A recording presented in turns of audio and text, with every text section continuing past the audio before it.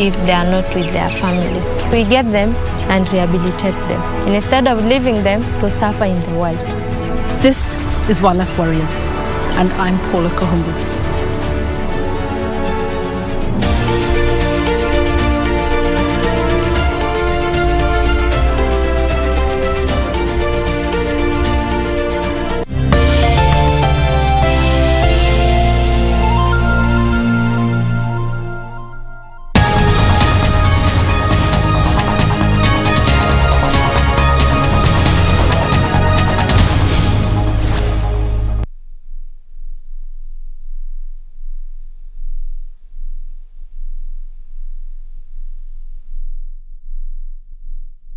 Broadcasting Corporate. This morning of the 2nd of December 2021, the members of the Senate will be picking up on a debate that they have been working on from the 1st of December, that is on Wednesday, on the debate of the President's address to Parliament that was done on the 30th of November 2021. This will be the last sitting to debate on this particular motion that is moved by the Senate Majority Leader.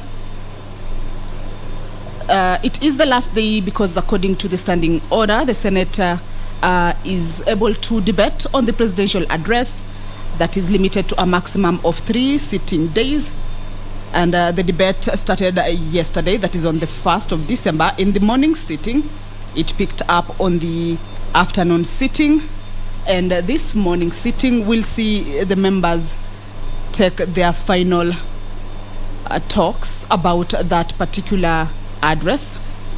There is also a debate that they will be carrying on the annual report on 2020, on the measures taken and the progress achieved in the realization of national values and principles of governance. There's also the 8th annual report on the progress made in fulfilling the international obligations of the Republic of Kenya. We also have the annual report to Parliament on the state of the national security 2021 and the Kenya Business Climate Reforms Milestones Report for the year 2020-2021.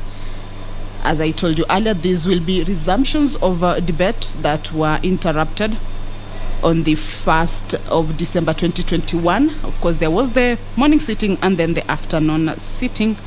We have a number of bills, 2 bills in the Senate that this morning will be read for the second time. There is the National Health Insurance Fund Bill, number 21 of 2021. There is also the National Cohesion and Peace Building Bill, that is the bill number 19 of 2021. This is by Honorable Senator Judith Parreno.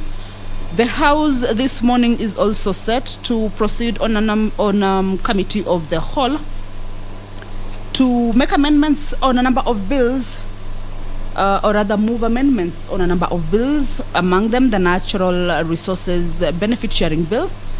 This is by Honorable Senator Dr. Agnes Zani. There's also the Cooperative Societies Bill. We also have the County Vocational Education and Training Bill by the Chairperson Standing Committee on Education, that they'll be seeking to move amendments on this particular bill. The Prompt Payment Bill by Honorable Senator Farhia Haji and Senator Sakaja Johnson. There's also the Startup Bill by Honorable Senator Sakaja Johnson that will be taken through the Committee of the Whole to see the committees or to see those movers move amendments to the bills this morning. On the County Vocational and Training Bills, Senate Bills number 6 of the 2021, some of the clauses that might be changed, or some of the amendments that the members are seeking to make, is by deleting some words. There's a word here that on the special needs appearing immediately after the words trainees, to substitute it to the word disability. Remember, this is the bill on the County Vocational Education and Training Bill. There is also a clause 5 that seeks to delete the words procure and replace it with the word put in place. On the clause 7 is also one of those that will be amended. Of course, the word special needs again. This is substituting with the word disability. When we take a look at the Mr. Speaker. All right, those are some of the bills that will be taken through the committee of the whole. As you can see on the entrance of the Senate chambers, the Speaker of the Senate, Honorable Kenneth Lusaka, has stepped in to oversee this morning's sitting. I will now hand you over to the live broadcast. Good morning. Let us pray. Almighty God, we beseech you to behold with your abundant favor and blessings us, your servants, whom you have been pleased to call to leadership positions in this republic. We seek guidance to treat and consider all matters that shall come under our deliberation in so just and faithful a manner as to advance the peace, prosperity, and welfare of our country and of those whose interests you have committed to our charge. Amen.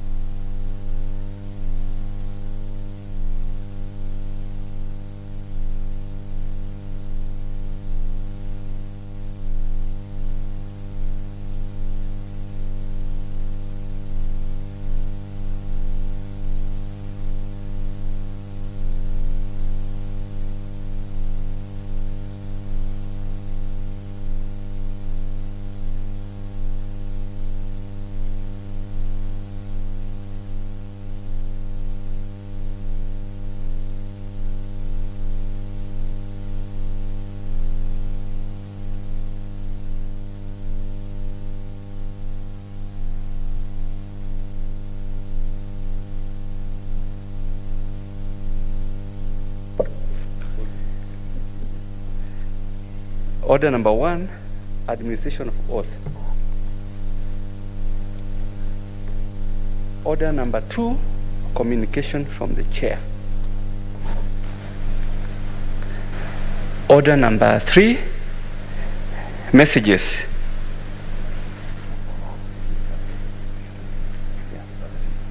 Okay. Order number 4, petitions.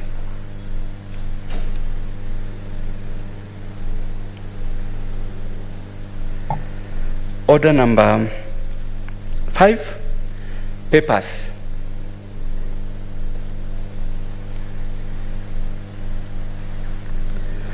Order number 6, notices of motion.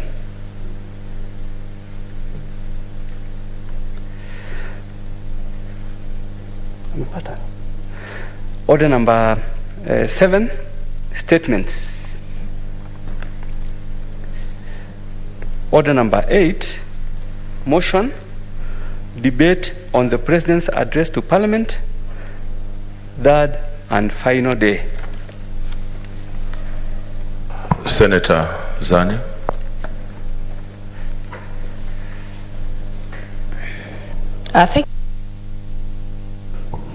Thank you very much, Mr. Speaker, for giving me this opportunity so that I too can add thanks of the Senate to recorded for the exposition of public policy contained in the address of His Excellency the President, delivered on Tuesday, 30th November, and further that the Senate notes the following reports. Mr. Speaker, let me just start by thanking His Excellency the President for executing his constitutional mandate in giving this report, I think, which is very, very critical. We all listened to that report that covered various areas of importance because really, Mr. Speaker, all areas were touched on, right from the economic, the social, the cultural, the historical, and really just giving a progression of the issues that have come up, most recent of which has been the issue of COVID-19 pandemic, and how we have been able to handle it. Mr. Speaker, this is a problem that applied or touched the whole world indeed, and it brought out the resilience of Kenyans and indeed the need to be able to quickly pick up our situation in our pieces and be able to progress and soar ourselves to greater heights. So we listened to the 8th set of the address of the nation that was given by the Excellency, but also received various reports that were very key. The 8th annual report 2020 on the measures taken and progress achieved in the realization of national values and principles of governance. Mr. Speaker, probably one of the most important articles in our Constitution 2020 is Article number 10 that really gives these very, very specific principles that should guide us. The principles of equality, the principle of clarity and exposition, the principles of transparency, the principles of ensuring that everybody is brought on board, the principles and the values that are very, very key. And Mr. Speaker, in many situations, many countries have been able to proceed and grow because they've been able to put these values into place. They've been able to inculcate these values. And you heard, Mr. Speaker, many times when the President said, without putting these values into operation, it becomes very difficult. We have the hardware right, but we have to put the software right so that these principles can actually be put into operation. So this is very key and very, very important. We also received the 8th annual report on the progress made in fulfilling the international obligations of the Republic of Kenya, of which Kenya is a signatory to many obligations, especially at the international level, in sync with keeping in touch with the changes that are taking place, for example, from various organizations, including IPU and others, and the various conventions and agreements that are being made about the way forward for a country. And then we also had the annual report to Parliament on the state of national security, which is very, very key and very, very important. And this, I think, Mr. Speaker, then contextualizes the situation that we are in and then how we can actually progress ourselves.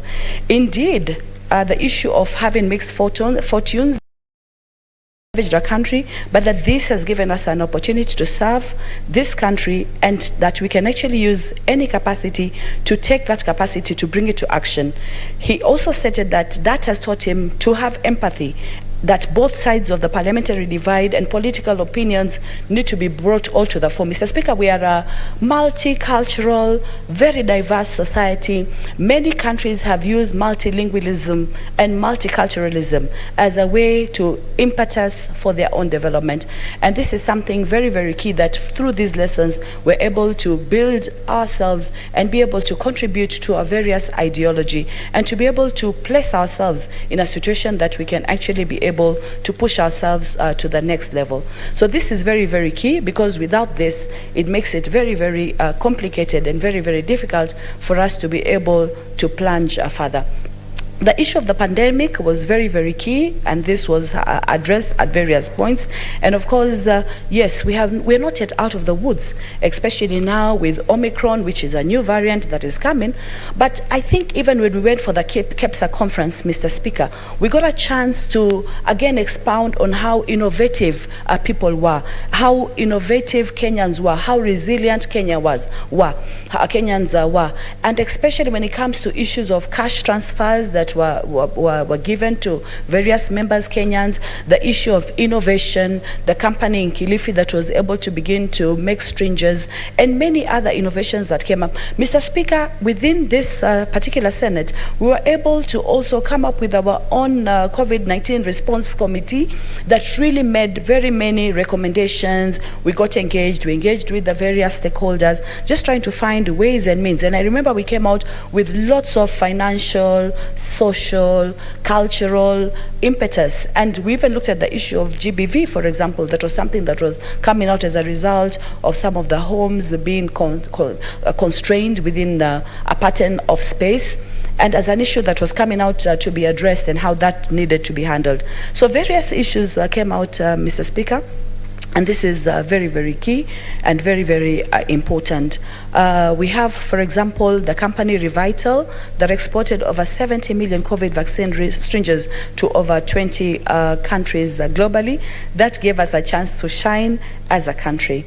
And that made us be able to really find a way to fill the stopgap by coming up with almost 2 billion syringes a year, and these were able to be infused within the country and to be used. In fact, Mr. Speaker, it became clear that that was the one article or one important component that needed to be sorted, and they were able to sort out almost immediately.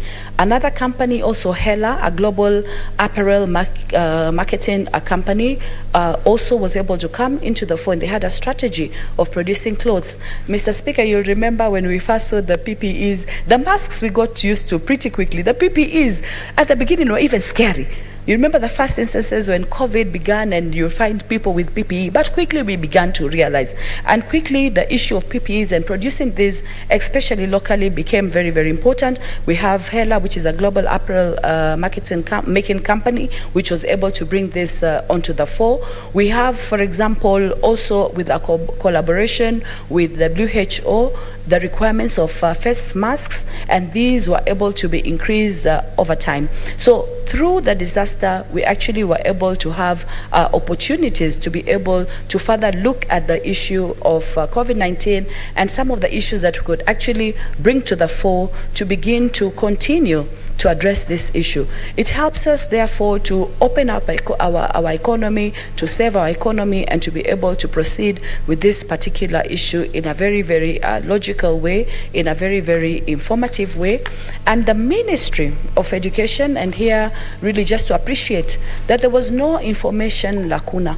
Right from the beginning, there were press statements being made from time to time indicating what is expected, how the rates for infection were going, what to be avoided, the issue of face masks, the issue of curfews, which initially were difficult, but now looking back, probably that was one of the actions that saved this country, because through the curfews, people were able to contain, be in the right places at the right time. And I think this was also added by His Excellency the President, that despite the curfew now having been removed, we're not yet still out of the woods. So really just practicing those good practices that are needed, using sanitizer, using face masks, and using all this as part of something which is very, very needed and very, very interesting. Again, Mr. Speaker, there was the issue of the first stimulus package, which was announced that they gave interventions that really added into taxes. For example, 176 billion that was given by the exchequer, and various tax measures were put into place. The immediate reduction of VAT, for example, from 16% to 14%, 100% tax relief, reduction of pay as you earn from 30 to 25%, therefore reducing the load of expectations of taxes from Kenyans, the lowering of cash reserve ratio, that is from 4.25% to 5.22%. The Central Bank of Kenya also provided flexibility to banks with regard to requirement and loan application. Some loans were readjusted so that people would be able to cope and people would be able to address all this. There was also a temporary suspension of listing from credit reference bureaus. So this, and among others, really just gave the financial aspect of things that were read out by His Excellency the President in terms of really how to address and how the financial issues were put into place. One of the issues that has come as a result of this, and we've seen it being advertised everywhere, is Buy Kenya, Build Kenya, just as a policy.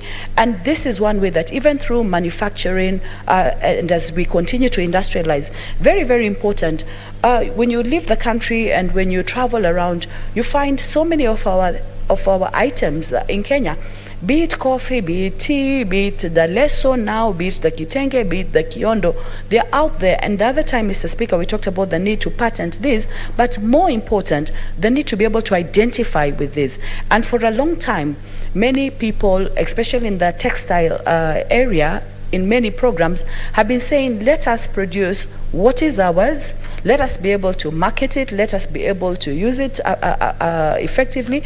But more important, even when it comes to tourist packages, then we need to be able to do that. And in this report, this program also then increased gainful engagement or employment to over 750,000 youths who were engaged in improvements on environment, on hygiene, on various issues that are very, very key.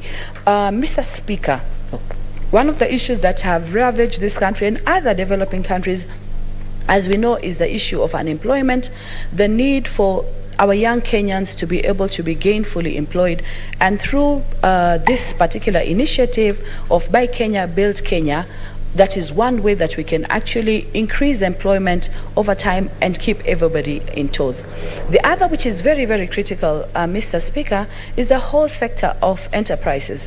May they be small, may they be medium, micro enterprises, and infusing into the businesses money to enable them to be able to grow.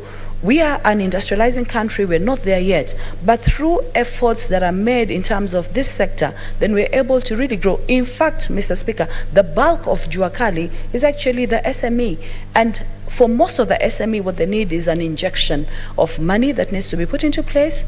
In this case, this money was injected, about 5 billion, as seed capital to SME credit guarantee schemes, so that be able to intervene and be able to provide affordable credit to micro and macro industries, so that they would be able to progress and be able to move issues to the next point.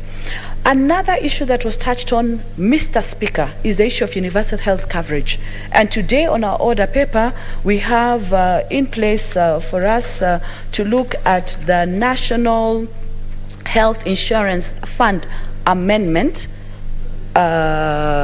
which we'll be looking at later on, which really, again, addresses the whole issue of how do you bring the health concerns of our society into consideration. Mr. Speaker, you will know that health for a long time has not been affordable for everybody. we were also highlighted too about the Linda Mama initiative that has come, very, very noble, because we know as a population we're almost now moving, the projection that has been given is for 2031, 60 million Kenyans. These are young people who will be born, they need to be nurtured, they need to be taken care of. So an initiative that looks as how to put these health concerns into place becomes very, very critical, so that at the end of the day, that universal health coverage, Mr. Speaker, scholars over time have put the comparison and the correlation between development, infrastructure, industrialization, and health concerns. Any inequality, be it health, be it education, then creates a lacuna for that particular development. So specifically with the universal health coverage, that gives us a chance to be able to move forward. And the administration prioritized 3 billion for the supply of farm inputs. And this specifically was towards to ensure that, for example, the small scale farmers are able to raise better produce, and through that, they'd be able to be part of this universal health coverage, which becomes very, very critical and very, very important. And by putting the health coverage into place, and now even as we look at the amendment, by making sure that through some sort of coverage where people can give some money, they can be covered through an insurance cover, that becomes very, very important for us. Mr. Speaker, tourism was another sixth area which was targeted for stimulus program, and this helped to jumpstart this important sector and put players, and was able to actually ensure that the stimulus program in tourism allows for tourism to continue to progress, especially during the COVID time. Mr. Speaker, especially at the coast, and I remember the CS, Honorable Balala, sometime came up with a domestic cover and policy that allows for domestic tourism, and I think that has changed completely. So through such impetus programs, and through being able to have a tourism sector that is flourishing, that is able to really expand, that became very, very critical. So as much as we move to domestic tourism, we're also interested in international tourism, but this has helped cushioned, and many hotels have been able to stay afloat because of such stimulus targeted programs that were able to add. A total of 2 billion was applied towards renovation of these facilities and restructuring the businesses. I think it was important to listen to the efforts that had been made, because through listening to these efforts, it gave a very good insight about what is happening. Mr. Speaker, I hope you'll add me some time, because I think my light is on. Kindly could you invoke standing order number 1, just to allow me to cover a little bit of more area. How many minutes? About 10 more minutes. Okay. Thank you, Mr. Speaker. So when it comes to, for example, tourism, that is very, very critical. And then the other issue, and Mr. Speaker, this has really been an issue across the board, the issue of climate change. When the Vice President, Al Gore, started speaking about climate change, many people, I think we thought about it as something so far-fetched. We didn't think we would get to a time when we can actually see the ravages of climate change. Now we are. The weather pattern has been completely affected across the board. People don't know when it's really going to rain. The traditional patterns have changed, drought in many areas. So very, very important for the administration to have gone into place to rehabilitate wells, to look at water pans, and to look at semi-arid and arid areas and how this can be helped. A total of 2.5 billion for flood control was also injected, and really just campaigning for the Green in Kenya campaign, which really involves planting of more trees, improving the tree cover across the country, so that at the end of the day, it becomes very, very imperative. It is through that same rain and same water and same trees that we can actually enhance the weather patterns. So I think this is very, very critical. And I know as Kenya, we've engaged very, very stringently in the issue of climate change and the policies that are coming out as a result of this, which really need to be put into place, so that at the end of the day, we're able to really look at this in total. The GDP, as we know, is always a driver. This is very, very key and very, very important, the gross domestic product of a country. are recording an increase of 10.1%. I listened to Senator Were as she was making her submissions. Very good. This is a double-digit growth that we hoped would come, but maybe also to just go into ramifications and ways of ensuring trickle down of the same. She talked about money in the pocket. So yes, we have a double-digit GDP, which is fantastic. It raises our profile as a country. But somewhere along the line, probably the growth of these middle and small micro and macro enterprises would help in the long run to get us to a place where this economy can grow and be felt more and more within the households, within the various sectors, so that at the end of the day, this trajectory can actually be across the board. And then again, we have the third stimulus package, which focused on key productive and service sectors right across the board: agriculture, health, education, drought response policy, all these really addressing the key issues and the projection for this, the first term intervention, the second term intervention, for example, into the sugar sector, which again is a sector really relied on in Western Kenya, very, very important. The third intervention on coffee. And Mr. Speaker, you'll realize that over time, we're trying as much as possible to really take it to the agricultural sector, because 80% of our income, and this is what is driving the GDP, is through agriculture. So we need to take care of the livestock sector. We need to be able to take care of the various coffee sectors.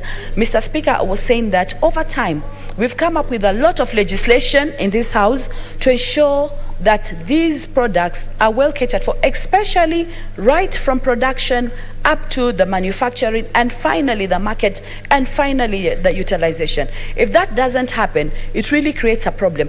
And therefore, we've initiated in this House and debated the tea bill, the coffee bill, the coconut plant bill from the coast. Very, very critical, because the coconut plant is used for so many uses, and this is really an economic hinge in this particular region.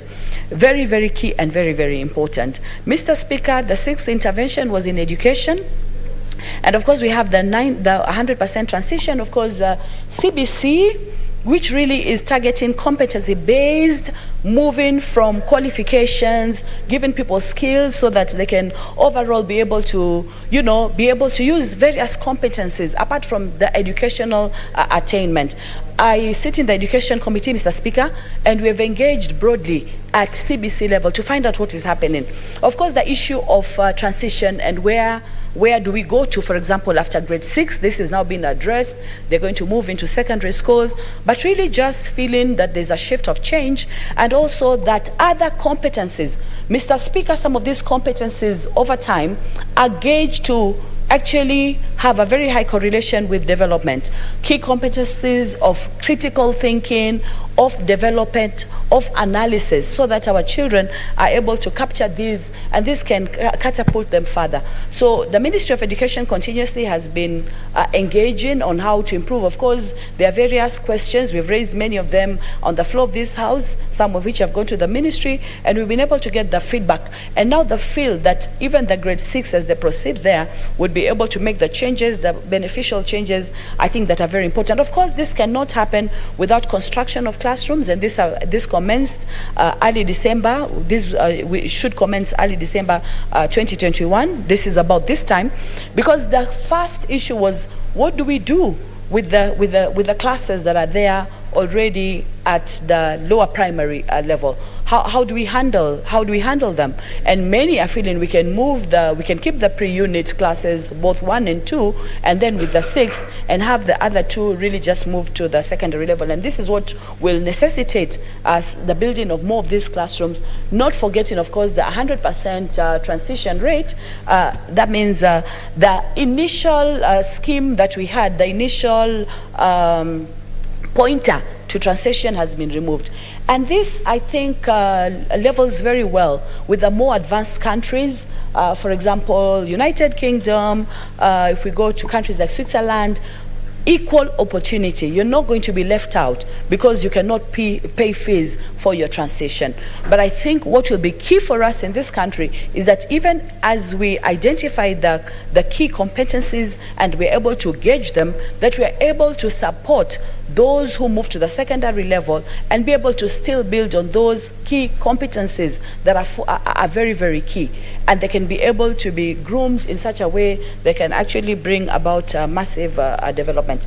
The other issue of intervention, which was very, very key, is the issue of health.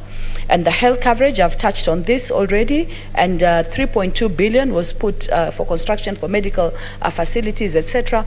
The need to be able to really ensure that people have better health. The eighth intervention was the sanitation program, and this was very, very key as well.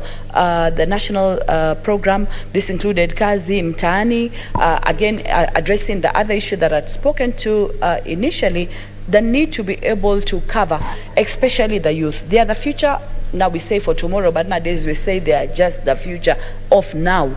That they need to be able, whatever we have put into them educationally, and the need therefore not to focus so much on formal education, but also move to TVET. Mr. Speaker, the TVET bill is on the order paper today, pushing for the agenda of both technical and vocational training so that people will come out with skills they can be able to use. Mr. Speaker, there are certain countries now that have expanded because they have been able to bloom this sector. And Mr. Speaker, you'll be aware that a lot of our workforce that goes out really is giving out this, apart from, of course, white-collar jobs and white-collar qualifications, also the TVET, the vocational training, which is very, very key and very, very important to be able to really enhance the thinking through the facility, the way people are able to put things into place, the way they can be able to progress, the way they can be able to push their agenda, which is very, very key and very, very important. Mr. Speaker, we would not have gotten to where we have gotten to without the national vaccination plan. Across the board, approximately 16 million have been covered. So many others that need to be covered. And of course, as I end, Mr. Speaker, the need for continuous Kenya Revenue Authority bringing in the taxes as projected 1.52 trillion to be collected in 2020. This is what is able to trickle down and be able to service the various sectors that are very, very key. Mr. Speaker, I see my time is up. Just to sum up, and I thank you, I give thanks, I support and give thanks to this particular report, and say that for Kenya, as we continue to develop, we have the policy plan, we have the blueprint, we have the way forward. As the President said, there's no reason why we cannot be the Singapore, why we cannot be the Malaysia, why we cannot be the newly Asian tigers that have made this progression. Indeed, they actually copied our sessional development plan. They were able to implement. We are getting to where we can identify and tie the gaps. We're looking forward to reach the progress that we so seek to find. And even as we admire where the Asian tigers are, we are also moving as a country to get there. I thank you, Mr. Speaker. Senator Amos Wako.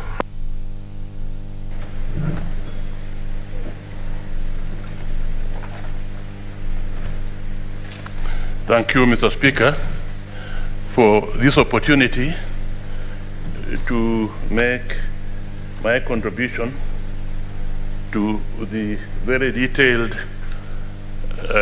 presidential address that were given 2 days ago. Mr. Speaker, I want first of all to commend His Excellency the President for an excellent address he gave on the state of the nation. He gave a very detailed brief on what his government has done really in the past 8 years. And one can see from the various statistics given in the various areas of economic development that indeed the achievement has been great. Mr. Speaker, sir, has been great to the extent that the GDP has multiplied by a factor of 2+, from 4.74 trillion Kenya shillings to 11 trillion Kenya shillings, to the extent where we are now the 6th wealthiest nation in Africa. We were 12 before the president took over. That's really an achievement. To the extent where we are the leading country in Africa with household connections to electricity. In fact, that has tripled to 6.3 million households.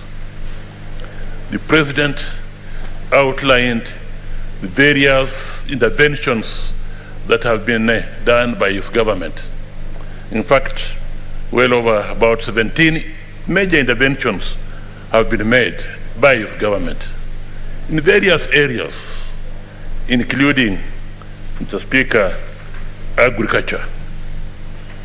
And in agriculture, I noticed, Mr. Speaker, sir, that whereas the intervention in coffee and tea was focused on the reform of the coffee and tea industries here, now to the extent where the tea farmers expect to get record money from their production. When it came to the sugar industry, it wasn't really so much reform, but it was basically the money given was for factory maintenance and payment of farmers. And I do hope that moving forward, the next government, the remaining period of the Uhuru government to the next government, they will focus more and appropriately to the reform of the sugar industry, on whose life depends many in the Western Kenya and also in the coastal regions. Mr. Speaker, sir.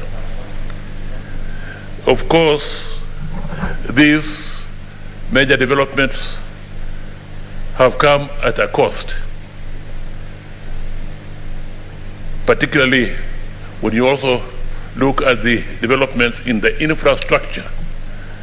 And here, Mr. Speaker, sir, I do believe that when it comes to infrastructure, the Uhuru government would be seen to have been a major government which contributed in a very transformative way to the infrastructure. The railway was built at the turn of the other century, and now we have, under Uhuru government, the SGR and so on.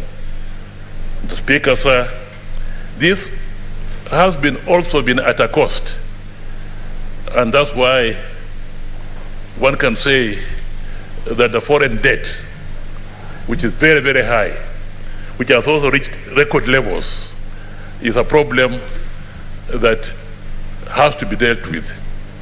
I would have liked to know or to hear a bit more on what the Uhuru government is proposing or is doing to reduce the foreign debt structure. And therefore, and I would like to hear more from my various presidential candidates, what they'll be doing to reduce the foreign debt. Mr. Speaker, sir, the President also mentioned some very good examples on how some county governments have really made use of the little that they have had. And he highlighted, Mr. Speaker, sir, Makueni and Kajiado particularly. Makueni for the universal health care insurance known as Makueni Care, and also for starting mango processing, where mango from 5 shillings is the farmers are now getting 15 shillings. So Speaker, sir, these examples of Makueni and Kajiado, these are examples which you want to see in every county in this country. The county governments should not just be there to receive the little they receive from the national government, but should be proactive in ensuring that within their own counties there is enough development, not only in agriculture but in other areas, so that their internally raised revenue can even beat what they get from the national government, and that can lead to greater development of the county. And if all counties did that, to the greater development of the country as a whole. I would like the county governments to emulate the examples given by Makueni and also by Kajiado. I think he also referred to Kajiado, which came with a novel way of distributing food to the hungry, called the Riziki system. Mr. Speaker, sir. Mr. Speaker, sir, if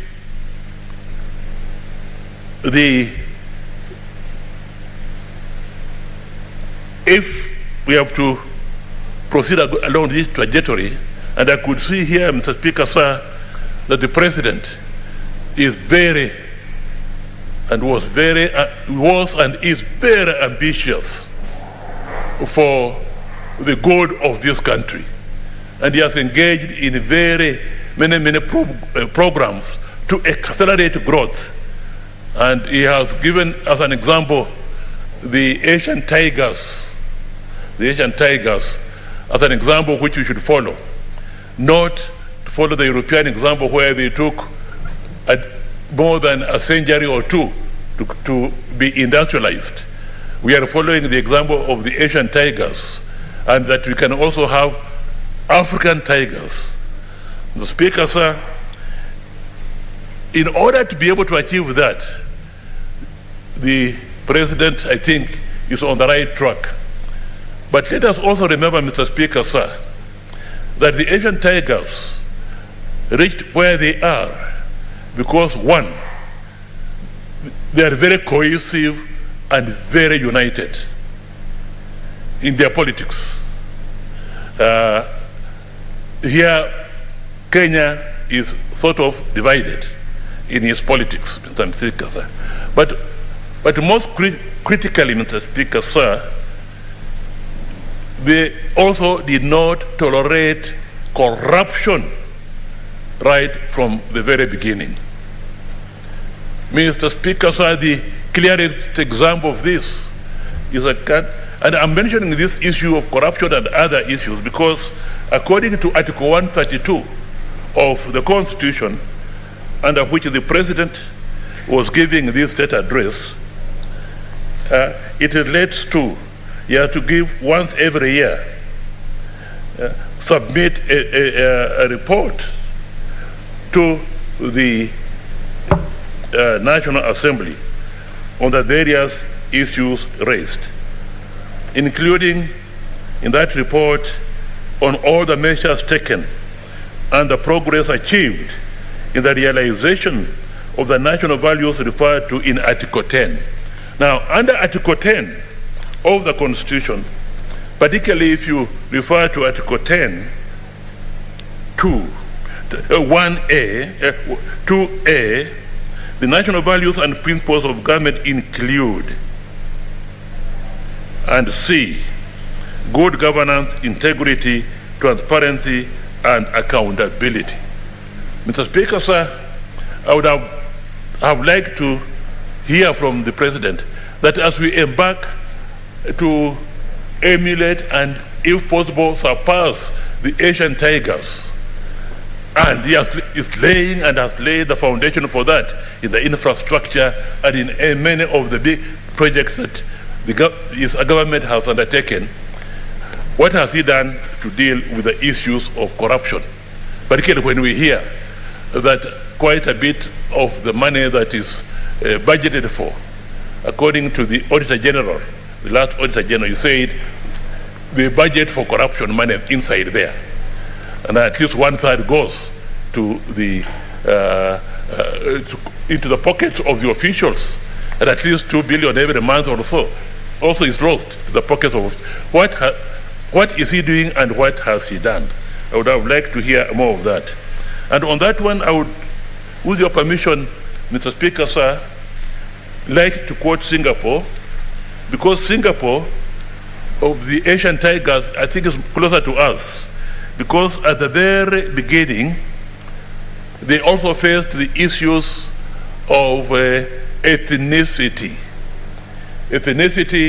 amongst the people of Chinese origin and people of Malay origin and people of Asiatic origin. And there were fights, communal fights, and many people died. But Lee Kuan Yew was able to deal with that issue. And then he turned now to the issue of corruption. And without going into very much, I would like to just read what Lee Kuan Yew said. He said many things about corruption, but let me just make one quotation to Speaker, sir. It is clear, and here I'm reading, it is clear to Lee that for a nation to beat corruption and build a just society, the cleansing has to start at the very top.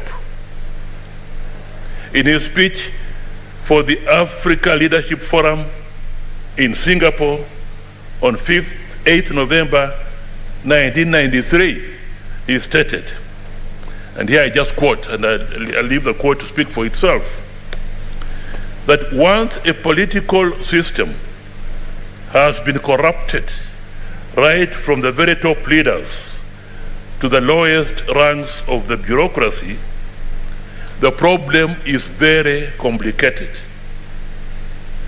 The cleansing and disinfecting has to start from the top and go downwards in a thorough and systematic way.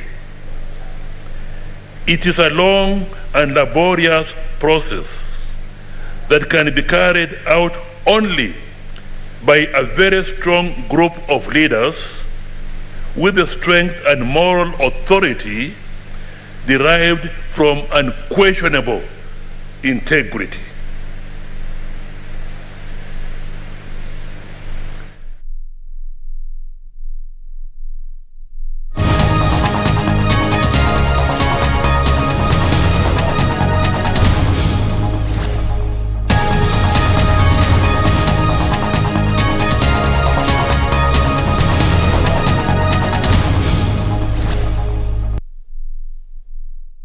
Following the publication of the bill and following a determination that such bill is of priority, forthwith refer such bill to the relevant committee for consideration pursuant to the provisions of Standing Order 127, Committee of Bills to Committees and Public Participation, and cause the bill to be read a first time upon its next sitting, and the second reading may be taken forthwith or on such other day as the House Business Committee may determine. Number 2, should any statutory instrument be transmitted for tabling before that House during the period, the Speaker shall, following a determination that statutory instrument is of priority, forthwith refer the statutory instrument to the relevant committee for consideration and cause the statutory instrument to be tabled in the House upon its next sitting in accordance with the provisions of Section 11 of the Statutory Instrument Act number 3 of 2013.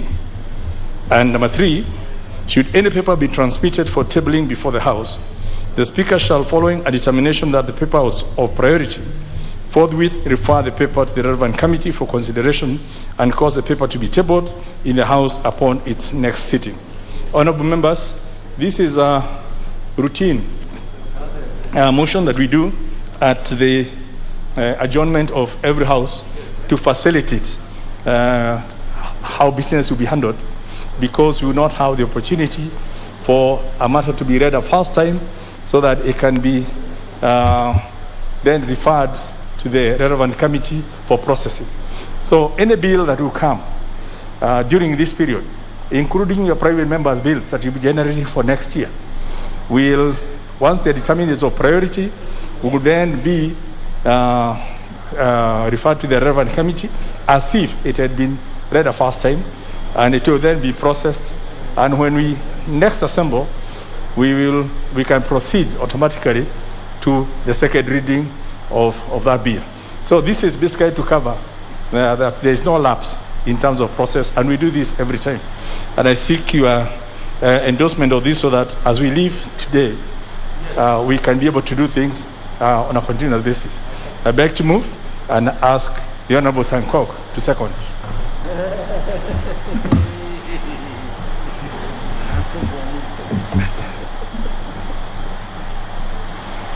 Thank you very much, Honorable Speaker, and I beg to second.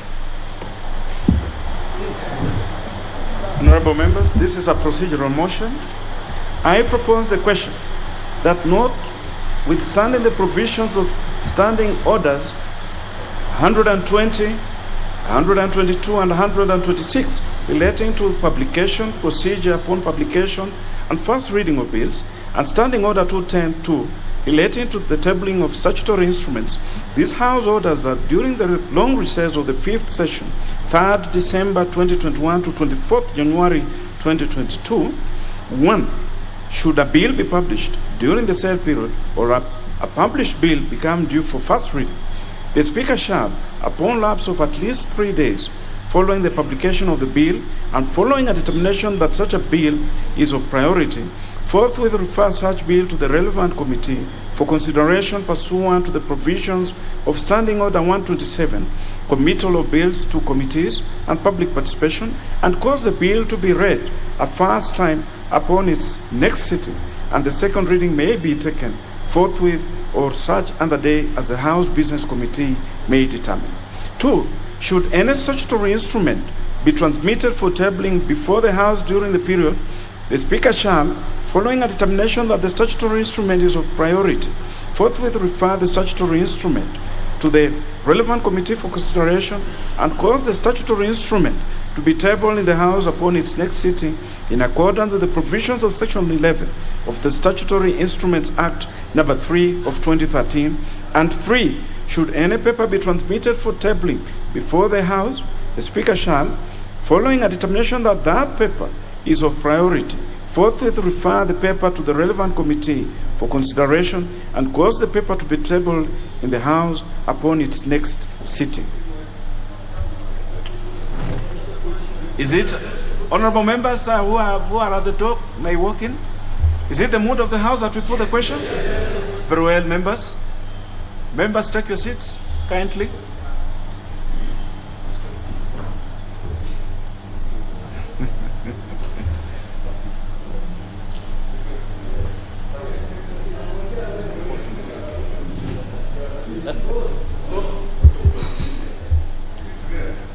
Honorable members, I put the question that notwithstanding the provisions of Standing Orders 120, 122, and 126 relating to publication, procedure upon publication, and first reading of bills, and Standing Order 210-2 relating to the tabling of statutory instruments, this House orders that the long recess of the 5th session, 3rd December 2021 to 24th January 2022, Roman 1, should a bill be published during the said period, or a published bill become due for first reading, the Speaker shall, upon lapse of at least 3 days following the publication of the bill and following a determination that such a bill is of priority, forthwith refer such bill to the relevant committee for consideration pursuant to the provisions of Standing Order 127, committal of bills to committees and public participation, and cause the bill to be read a first time upon its next sitting, and the second reading may be taken forthwith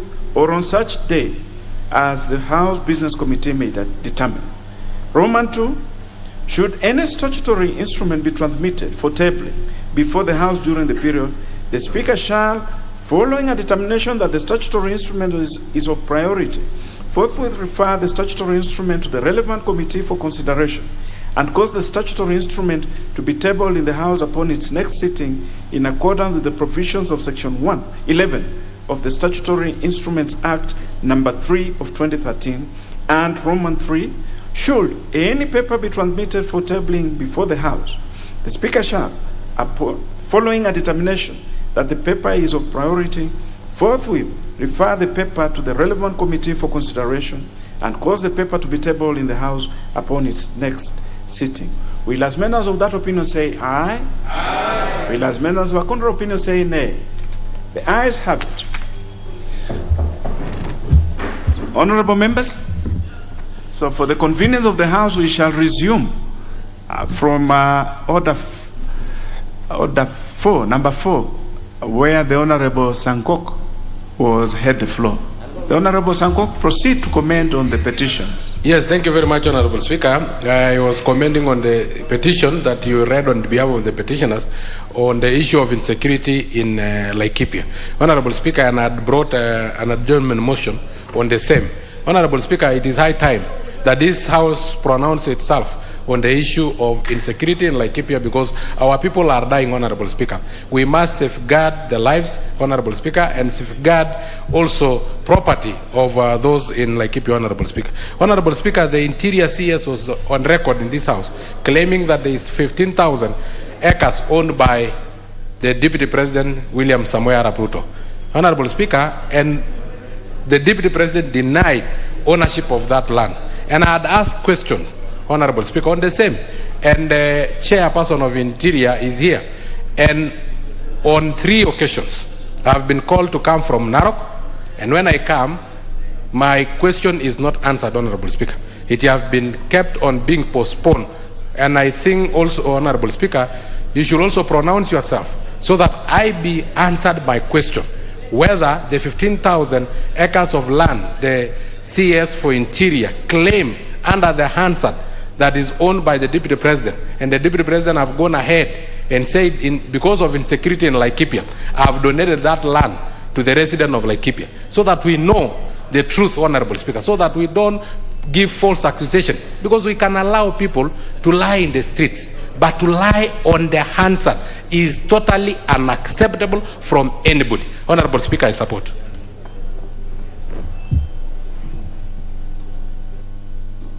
The Honorable Rasso, member for Saku. Thank you very much, Honorable Speaker. Honorable Speaker, the petition from Laikipia, and I think the issues of insecurity is not only isolated to Laikipia. It is in Marakwet, it is in Marsabit, it is in Samburu. Honorable Speaker, the question that we begin to ask ourselves, and this is endless, is this thing deliberate? Is it planned? Why are we turning blind eye on the killings, the maiming, and the destruction of properties in those counties and in that part of our country? Honorable Speaker, if we continue at this pace, the next administration will be forced to endure so many litigations by citizens claiming for compensation by dint of the failure under the Bill of Rights. Secondly, Honorable Speaker, I beg to comment on Honorable Mboni's petition on Diane Blair. I think on this, no institution is above the law. No institution will try to abrogate itself the virtues of the Constitution when it is for all and sundry. This House is the people's representatives. The rich, the poor, the strong, and the weak must have a voice in this House. For that reason, Daya and Blair must pay. I thank you, Honorable Speaker. The Honorable Shakil Shabir, member for Kisumu East. Oh, he had commented? No, Shakil had not commented. Chairman, I have not commented on this. Proceed, the Honorable Shakil. These proponents of bottom-end economy seem to have forgotten their manners.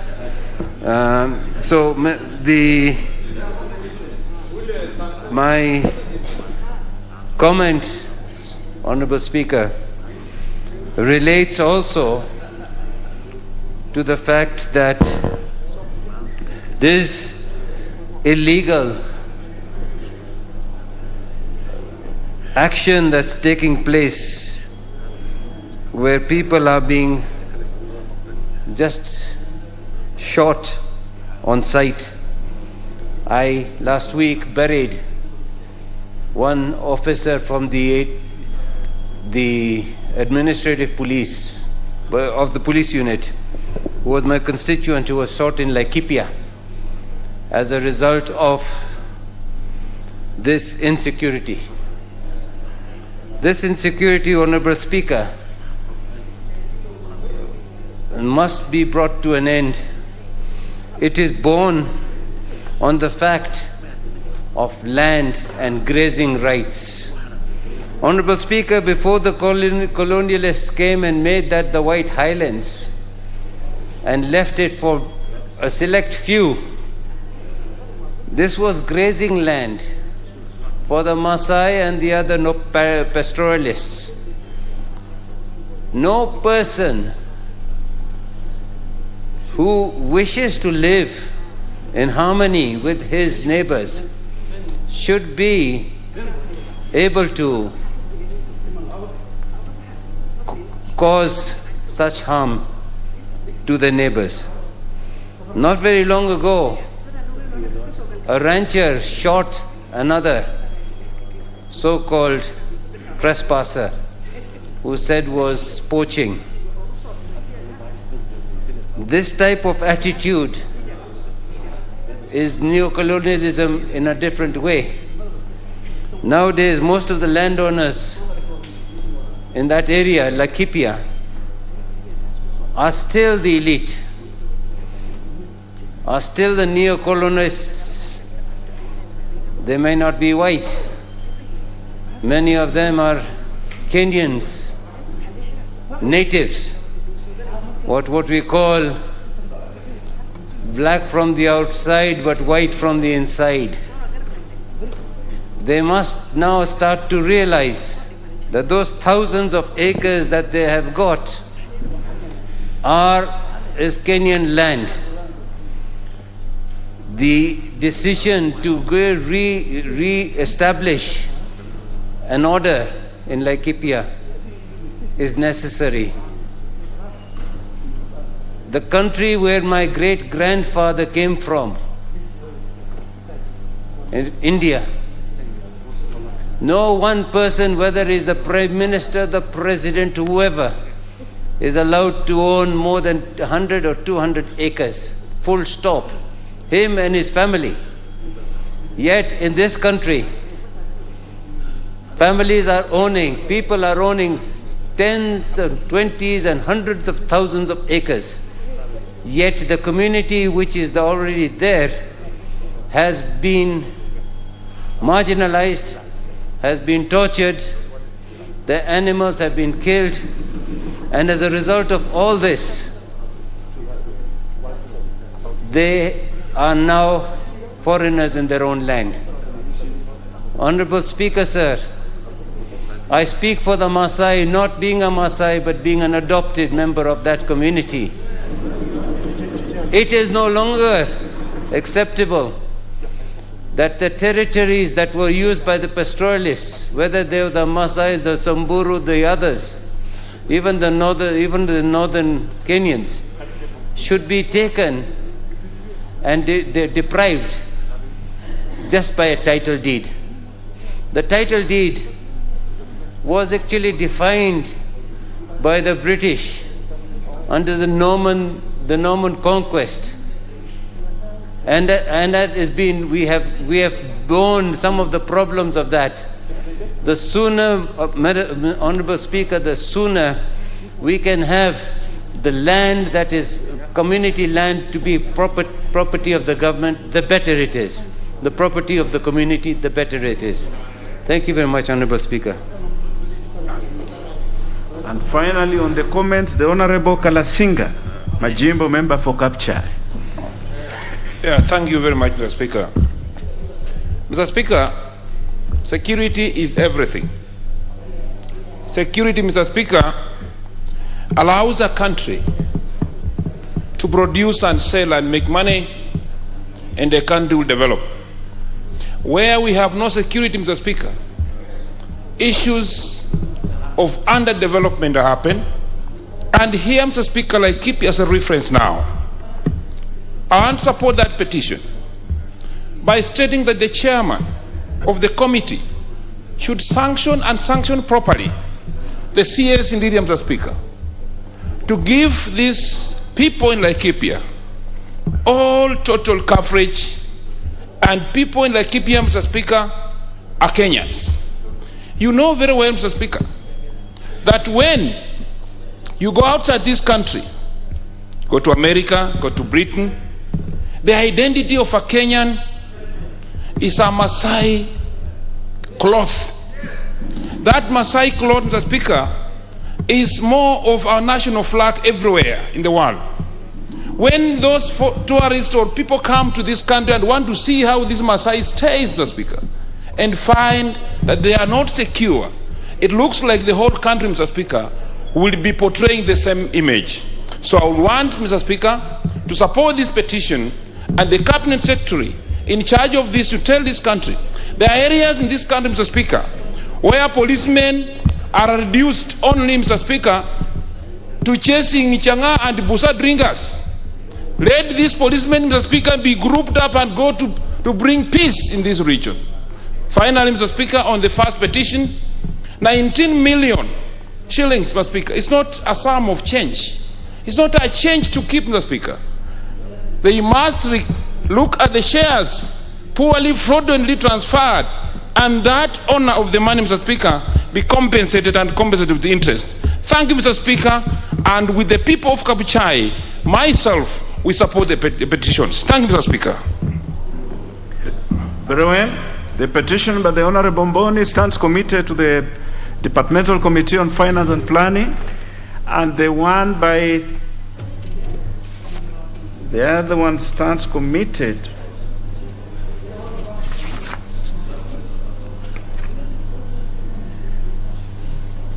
the one by Mr. Benson Nasku of National Identification Number 29487007 stands committed to the Lands Committee. Honorable members, we'll move on to the next order on the order paper. Order number 5, papers. Leader of Majority. Yes, there are papers to be laid by the Chair of Finance, but I don't see her in the House. Yes, Honorable Speaker. Speaker. The Leader of Majority will be able to inform them. Yes, the Chair of Finance has talked to me. She's actually waiting to sign to the report which is being collated because it's relevant for discussion this afternoon. And she's asked that you give guidance on whether she can table the report in the course of the proceedings this morning. She'll be, and I also would appreciate that situation so that members can be able to interact with the report as we debate on the proceeds of crime and anti-money laundering amendments this afternoon. So, Honorable Speaker, I beg your indulgence and ask that you guide that she can table whenever it's approved by the Speaker for tabling. Very well. I direct that the reports by the Chair for Finance and Planning Committee may be tabled in the course of proceedings this morning when they are ready. We understand the kind of pressure and timelines that we are working with. So those directions are allowed, are given, and when she's ready, she will be able to table. Next business. Order number 6, notices of motion.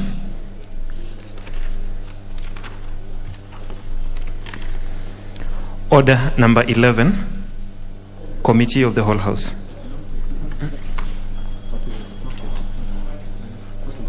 Not yet.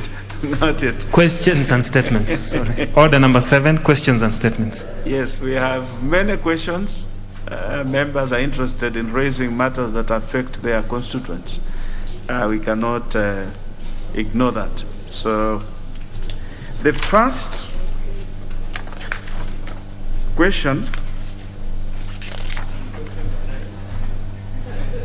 is by the Honorable Musimba, MP for Kibwezi West, who has requested that his question be deferred. So it is accordingly deferred. The second one is by the Honorable Charles Njagua, member for Starehe. The Honorable Charles Njagua.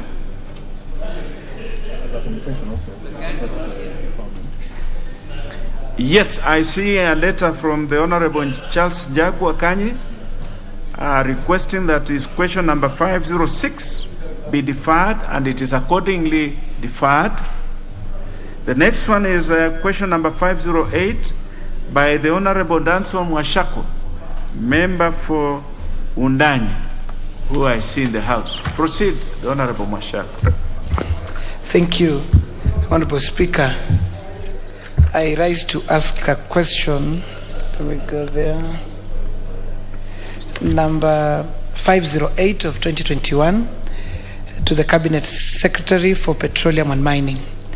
Could the Cabinet Secretary explain why Ms.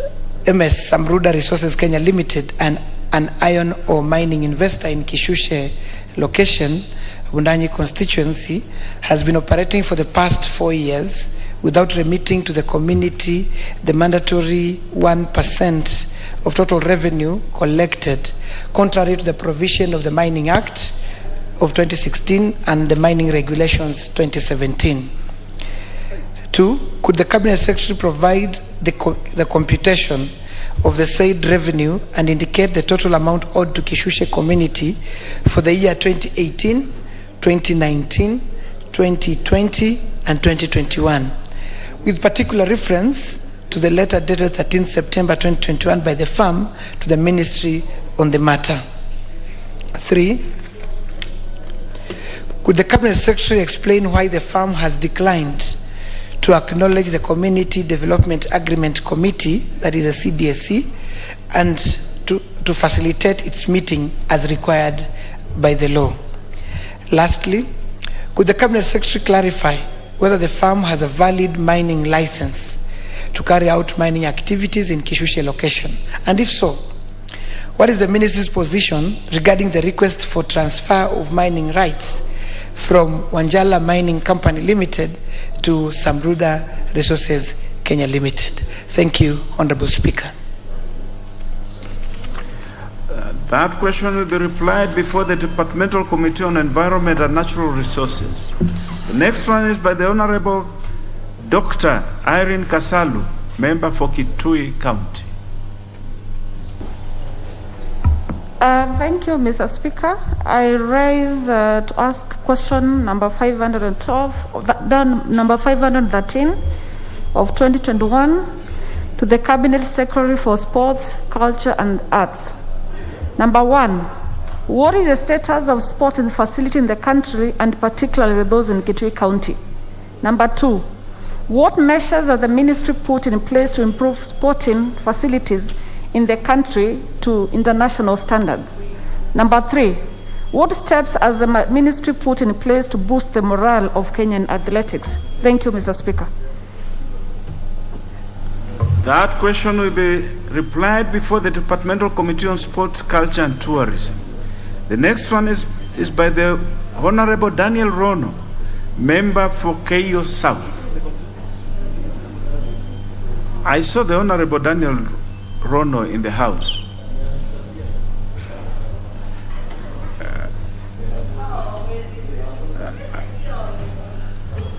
We'll move to the next one, hoping that he'll come back to the House before we finish this business.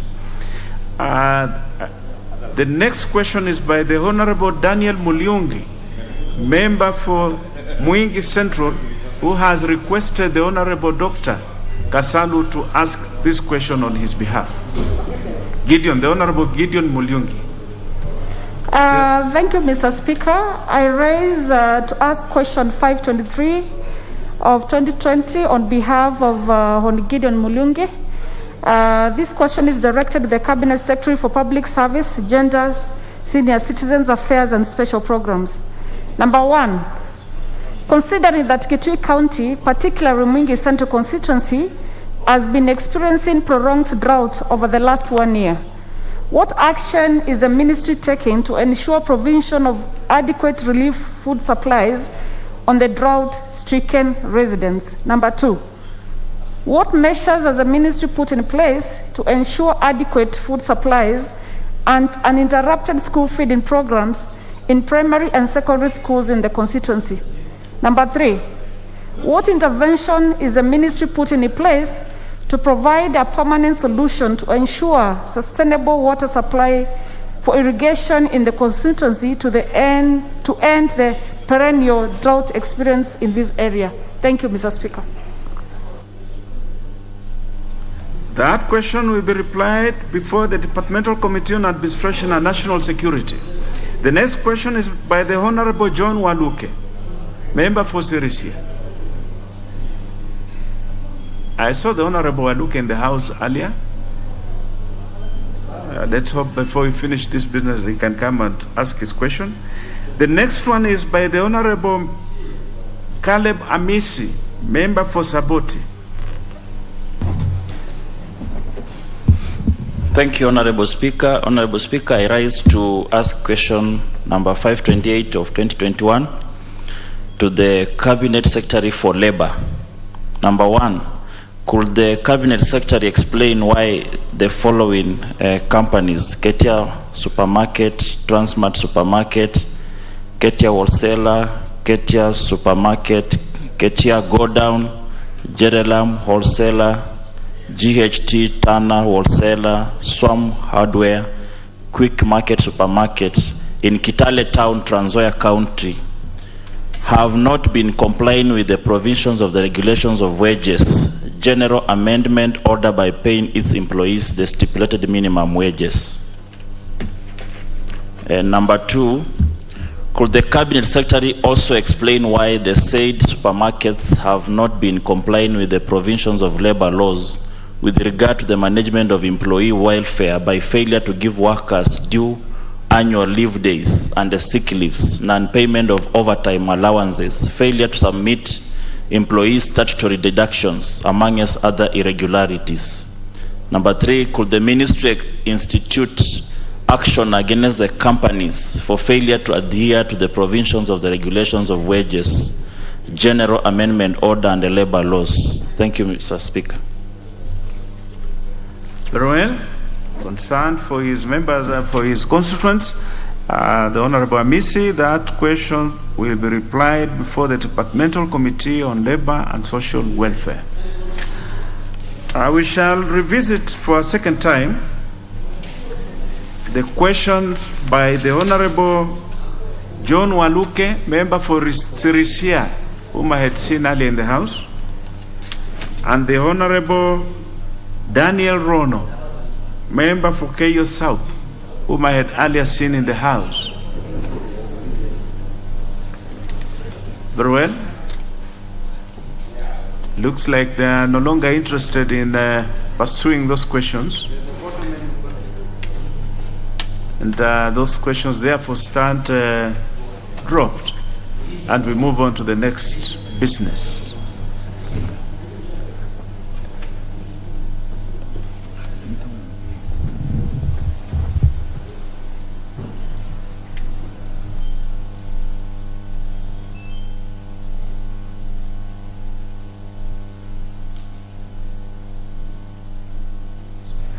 The Honorable Bayaya, you have a point of order?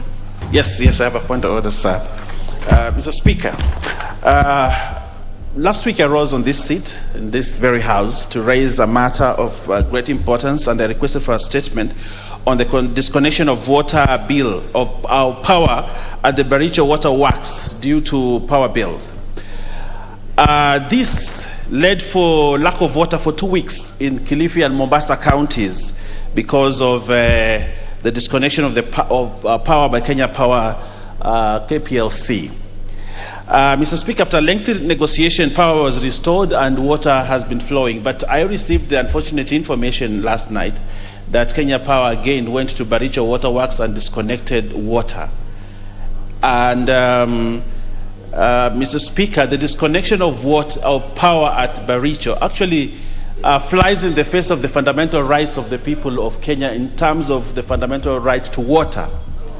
Water is a fundamental right, Mr. Speaker, and therefore we would like to ask government that water is a fundamental right. And follow up to my statements, the leader of majority. I've made a statement, and this is statement time, and I would like to follow up on it. That the same thing has happened again, and people are now suffering again. Schools will be closed, hospitals will be shut down, and the people will not have water. I think it is a responsibility of government to progressively ensure that there's water. This government has invested over 3 billion shillings to do pipelines and to do water tanks and to do water reticulation in the county of Kilifi and Mombasa. But today that investment is going to waste because of improper planning or synchronization of government functions between the Ministry of Water and that of Energy, such that the people of Kilifi today and for the whole of next week and the next 2 weeks will not have water. Life will be disrupted, Mr. Speaker. I would like to ask government to ensure that they think through the process. If they are putting heavy investment on reticulation of water and ensuring that water, there's pipelines for water, they should also ensure that there is a source of power that pumps the water. It is only in the coast region that water must be pumped through electricity because it comes from a lower region to a higher region.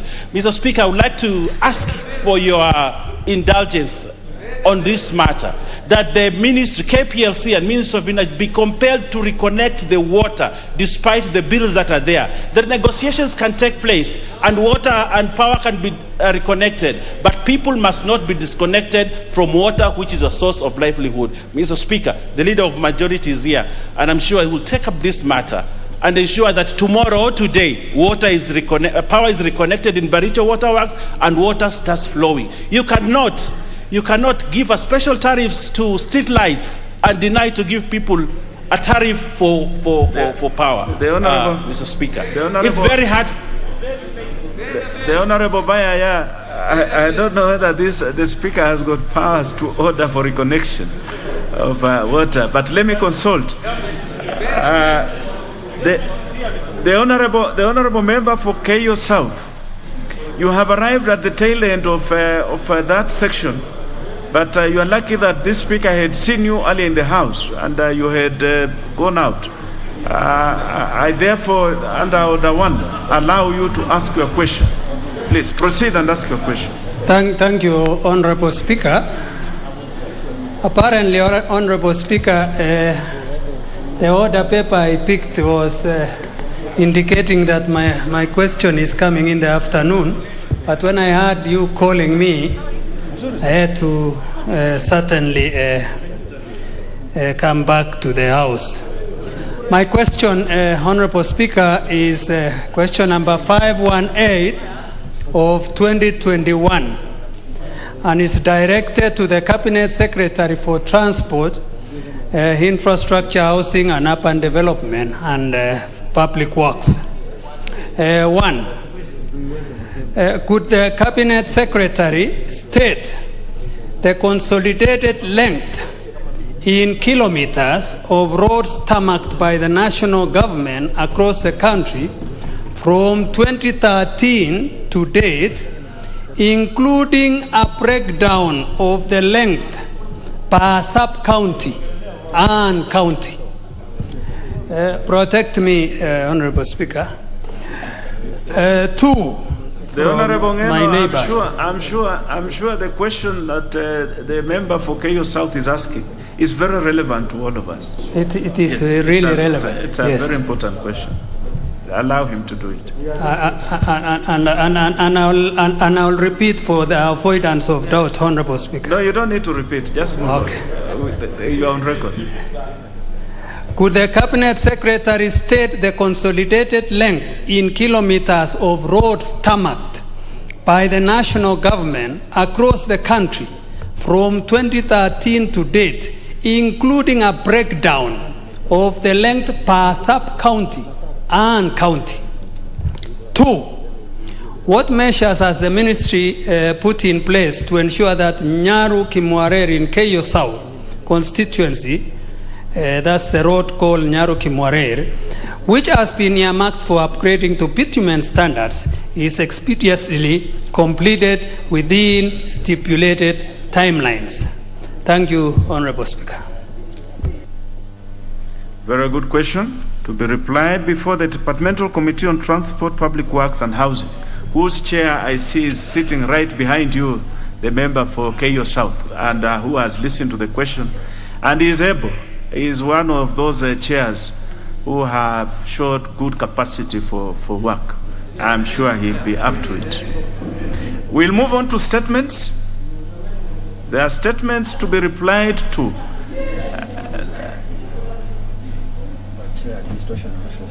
Yes, I'm informed that there are 2 statements to be replied to by the Chair on Administration and National Security. Proceed, member for Limuru. I always confuse the two. But thank you, Honorable Speaker. You will forgive me for being partial to Larry. Larry is a baby of Limuru. Yes, but a member for Limuru. Thank you so much, Honorable Speaker. Yes. And Honorable Speaker, this is the statement regard to the land which was supposed to have, or alleged to have been set aside for a proposed Koteni Secondary School from Kondiaga prison land. And Honorable Speaker, the member for Kisumu West constituency, the Honorable John Olagwaloch, sought a statement on the reported failure by the Ministry of Interior and Coordination of National Government to set aside land for proposed Koteni Secondary School from Kodiaga prison land. In particular, the member sought to be informed on the following. The Honorable Member for Limuru, without interrupting, I'm sure that is Kotetni. Kotetni. Well, very well, proceed. This is it came as I'm reading, but let it be interpreted to be what the statement sought to be. So I'll refer then to Kotetni, as you have rightly guided. So he sought to be informed on the following. Number 1, to confirm that a decision had been made around 2011 to exercise part of Kodiaga GK prison land for the creation of a secondary school for the community. And Roman 2, if the government is aware that the creation of such a school would ease the pressure on secondary school admissions in the surrounding area and would offer places for pupils in Kodiaga GK prison primary school and Kotetni primary school and other primary schools in the vicinity.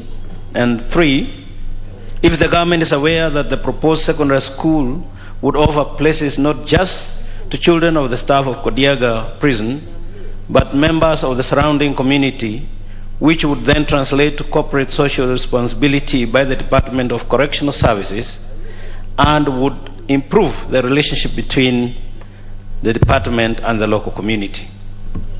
The response, Honorable Speaker, is as follows. Honorable Speaker, there are no records at the Kenya Prison Service indicating that there was a decision in 2011 to exercise part of Kondiaga GK prison land for the creation of a secondary school for the community. And that is as short as it is, Honorable Speaker, as it came, and therefore there being no decision made, or there having been no decision made in 2011, the other 2 questions were then irrelevant. I thank you, Honorable Speaker. The member for Kisumu West, the Honorable Lago Lochi. Thank you, Mr. Speaker. Mr. Speaker, I must say that the answer is not just inadequate, it's also not correct. Because, Mr. Speaker, in 2011, I myself was in negotiations with the then Deputy Vice President Honorable Kalonzo Musyoka and his PS, and we agreed, and there's a letter that they wrote to me confirming what I've asked. Mr. Speaker, I would like to ask for time so that I can look for this letter. Number two, even if assuming that there was no such a letter, this answer does not address Roman 2 and 3 of my request at all.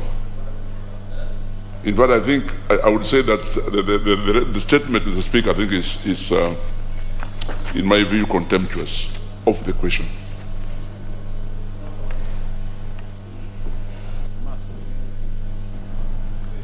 The member for Limuru. Thank you, Honorable Speaker. I hear the Honorable John Olagwaruch, whom I served with in the Commission in 10th Parliament.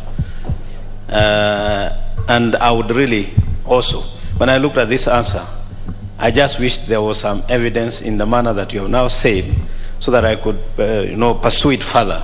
But now that you are saying there's that kind of a letter, I think we can resurrect this matter when we resume by way of provision of that letter, and then I will also be able to take up with the CS. But as regards Roman 2 and 3, the answer, because I sought this morning a verbal explanation as to why it was so short, and said since there was no decision, then the Roman 2 and 3 question were not applicable because there was in the first place no decision, and that was the explanation to set aside that land. And so there was no consideration of whether that school would be beneficial to the community. There were no discussions as such. That's a verbal explanation that was given to me. But be it as it may, once that letter comes, then I think the whole scenario will change and we'll be able to pursue in line with the questions which are put under Roman 2 and 3. Honorable Speaker. Very well, the member for chair for national security, and I agree with the member for Kisumu West that that answer is worrying. Is worrying. Even if I want to agree with him, actually, it's contemptuous. And this is one situation where I want to agree with him and allow for him to bring the specificity that he's alluded to with the letter and the discussions that he held, so that maybe the relevant agency can look into its archives and respond with better particulars to the question that has been asked by the honorable member for Kisumu West. I think that is fair. We can leave it there for the time being. Yes, considering that the chair also seems to agree with us that it's a bit cut the way it was done, but we can do better. Yes. So those are the directions of the Speaker. The next one. Honorable Speaker, the next one is a statement of the entry of large numbers of foreign nationals into the country, which statement was sought by the member for Kisumu East constituency, the Honorable Shakil Shabir, and in particular he sought to be informed on the following. Roman 1, whether proper due diligence was undertaken by the Immigration Department before allowing such large numbers of foreign nationals transiting through the country. And number 2, the security and health measures that were employed to safeguard Kenya from illegal and undesirable migrants who may infiltrate mass transit groups. 3, whether the ministry has traced and identified the Kenyan agents and organizations, both in Kenya and Pakistan, who organized the transits. 4, how much money was realized through such transiting groups by the Immigration Department in form of visa fees. And 5, measures being taken to ensure the foreign nationals do not pose a health risk to Kenyans. Honorable Speaker, the response is as follows. The Directorate of Immigration Services issues visas to foreign nationals pursuant to Kenya's Citizenship and Immigration Act 2011, Section 35, paragraph 1 to 4, and the 5th schedule to the Kenya Citizenship Immigration Regulation 2012. All border operations are undertaken by a multi-agency team, which comprises of officials drawn from Immigration, Director of Criminal Investigation, National Intelligence Service, Kenya Revenue Authority and Kenya Airports Authority, and Port Health, among others, with Immigration taking the lead in the matters of clearing of travelers. Mr. Speaker, sir, due diligence was undertaken by the Directorate of Migration Services by applying a raft of security and health measures to safeguard Kenyans against any threat of whatever nature posed by international travelers. The Pakistani nationals chose to transit through Kenya because Kenya is not on the red list of Saudi Arabia. The Directorate did not receive any negative advisory from security agencies or any other arm of government against Pakistanis to warrant denial of their entry. Mr. Speaker, the following precautionary measures are normally undertaken during the clearance process. Roman 1 on security precautions.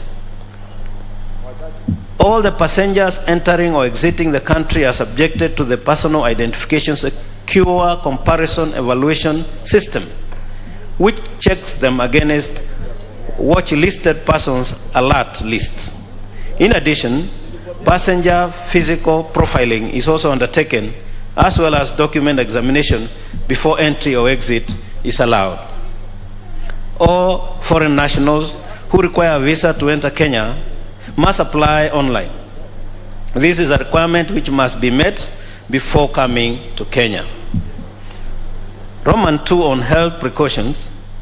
In the process of clearance, the immigration officers at the port of entry confirm that the passenger is in compliance with COVID-19 protocols by producing a negative COVID-19 certificate.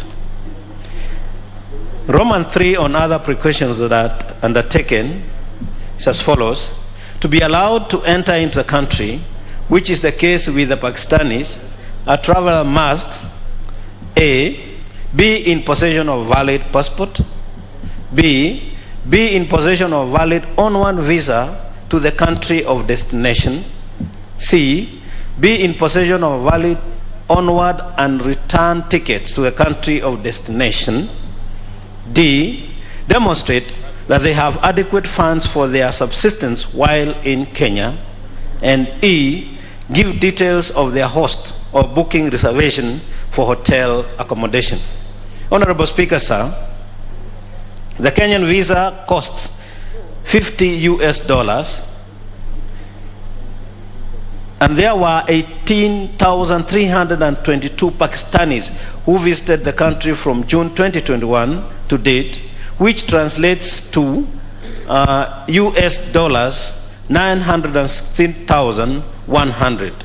Meanwhile, 18,373 Pakistanis have departed the country during the same period, which number includes those that may have visited the country earlier. I thank you, Honorable Speaker. The Honorable Shakil. I want to thank my colleague for the answer, but he has not answered definitively one or two issues that was raised. If, as he states, that these Pakistanis, 18,236, who abnormally came here in a short period of 4 months, were here legally, why were they arrested? Why were they harassed? Why were they taken to the police station at a later stage and then released under very questionable circumstances? That's point one.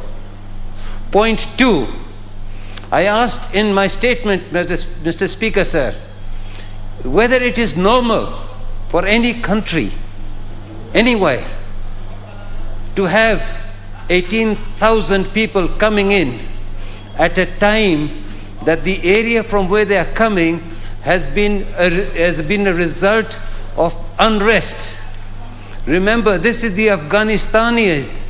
Afghanis went to Uganda and went to other places. We wanted to question whether these were genuine Pakistanis who were going on to Saudi Arabia. And if so, why is this the first time in the history of Kenya that we have 18,000 people from the same country coming in, and some of them were dumped in B&Bs and were walking around begging for water? Third, I asked whether they had been able to trace the Kenyan agents and the Pakistani agents. I can assume that they don't know how to trace the Pakistani agents. But it is alleged, it's not alleged, it is shown that for each one, the amount of minimum of $5,000 was paid. 18,000 times $5,000 is $9 billion. Of those $9 billion, how much did Kenya benefit by putting this country at great risk of 18,000 people? And most of them stayed in Kajiado area. And my friend is on the phone. But you understand that the fallout of COVID could have been disastrous. So if I'm being told that this is normal and all things were taken in good perspective, and we are going to do this, which other country has done this in Africa? So we don't mind, we've done it. Everything is normal, then why did they arrest them? So that is the questions we need to ask. And I keep asking, what happened to the monies? Has it gone into the consolidated fund? Or has somebody benefited? And why is this so quiet over the last 6 months? It has been very quiet. You do not find, Mr. Chair, any country taking 18,000 people, unless it's America, where they are taking thousands of people.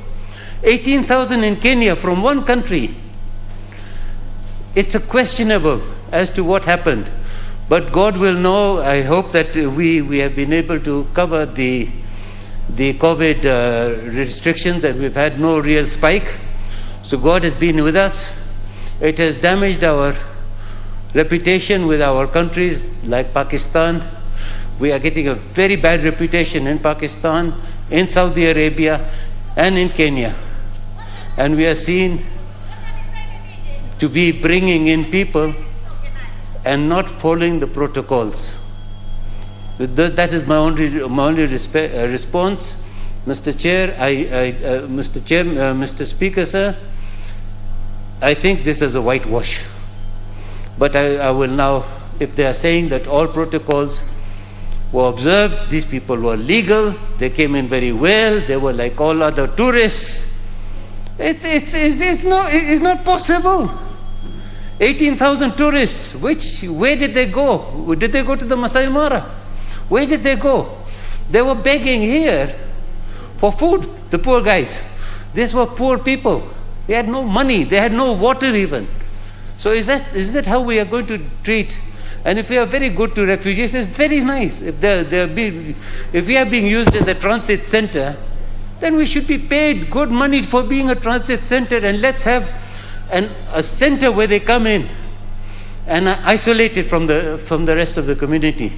And then they go out. We can even have big hotels ready for them, but not the way we have done it.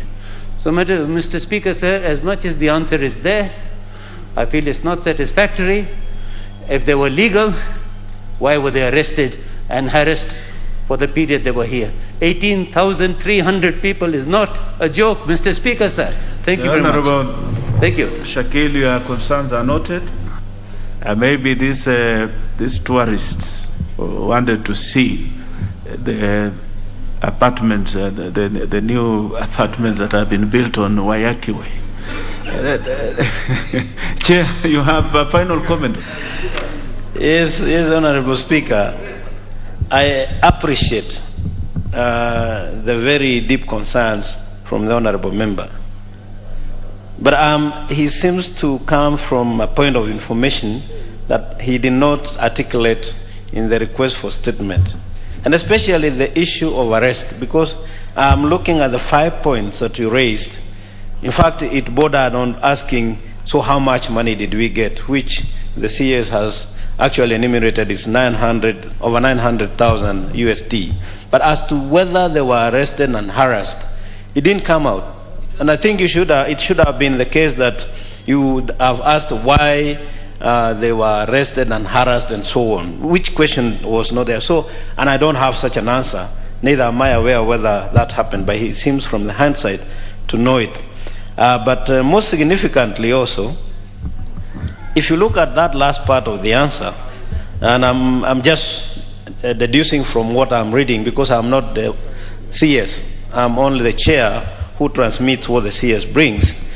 When I look at that last paragraph of the answer, it says that there were 18,322 Pakistanis who visited Kenya between June 2021 to date, but at the same time, 18,373 Pakistanis left Kenya around the same time.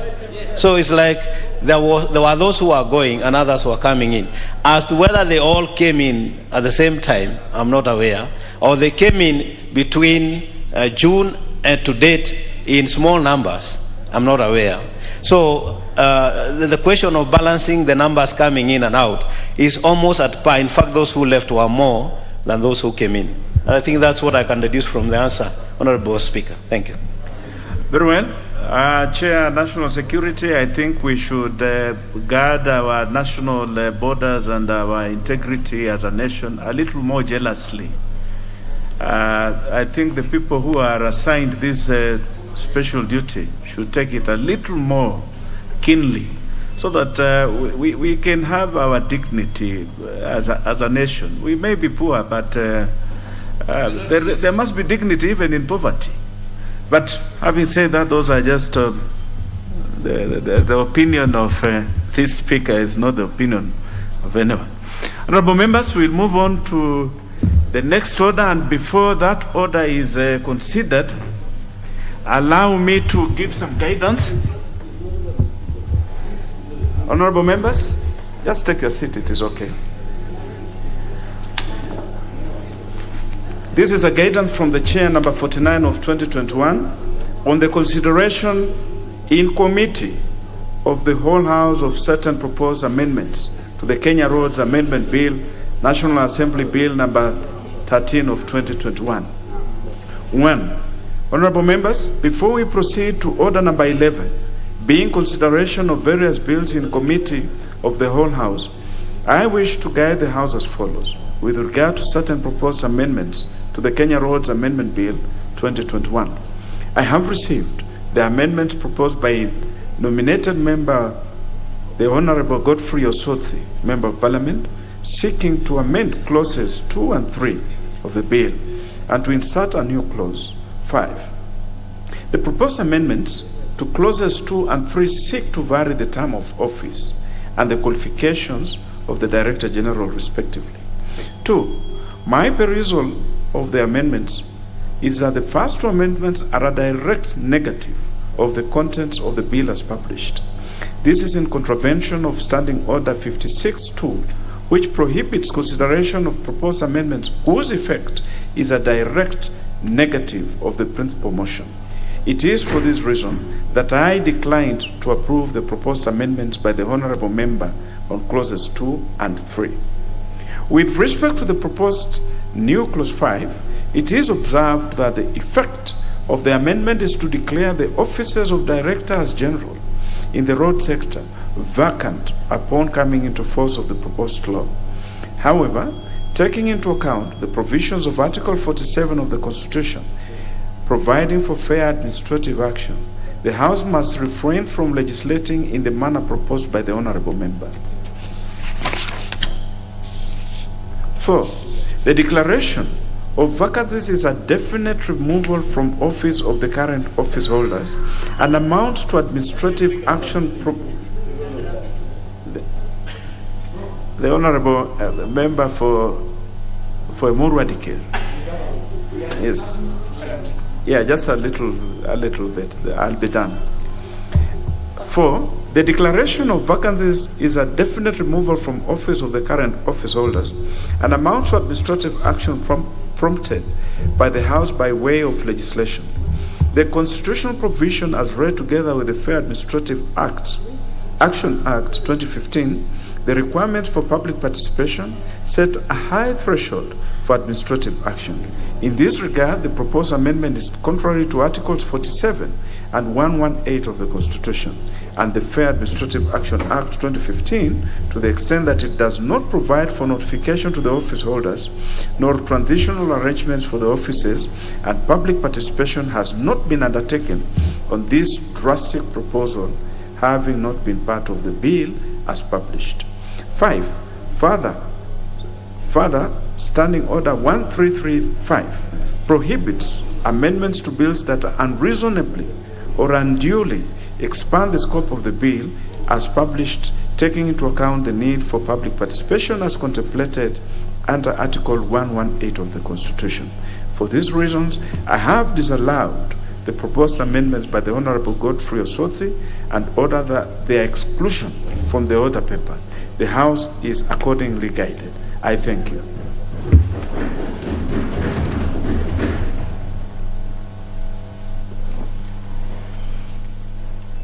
Order number 11, Committee of the Whole House.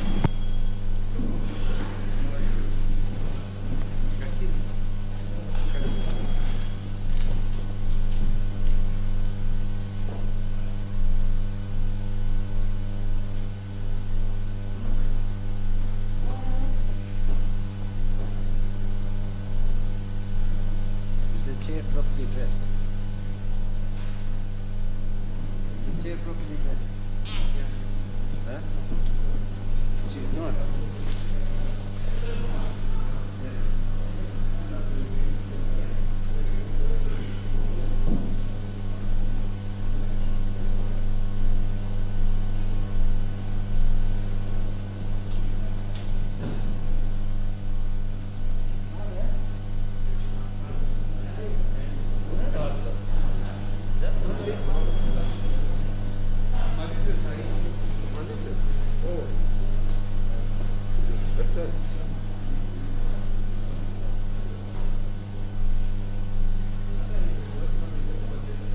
Yeah, it will take us the shortest.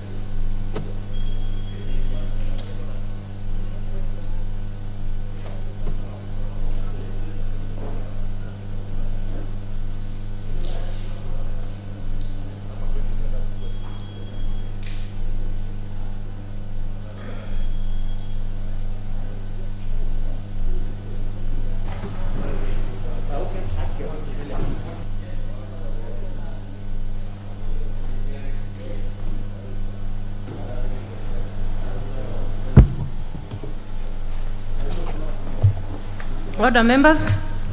We are now in Committee of the Whole House for several bills, and we shall start with the Asian Widows and Orphans Pensions Bill, Bill number 29 of 2021. Clause 3. This clause has no amendments. And I go on to propose a question, which is that clause 3 be part of the bill. And I go on to put the question, which is that clause 3 be part of the bill. Will as many as of that opinion say aye? Aye. Will as many as of a contrary opinion say nay? Aye. The ayes have it. Clause 4. Clause 4, we have a proposed amendment.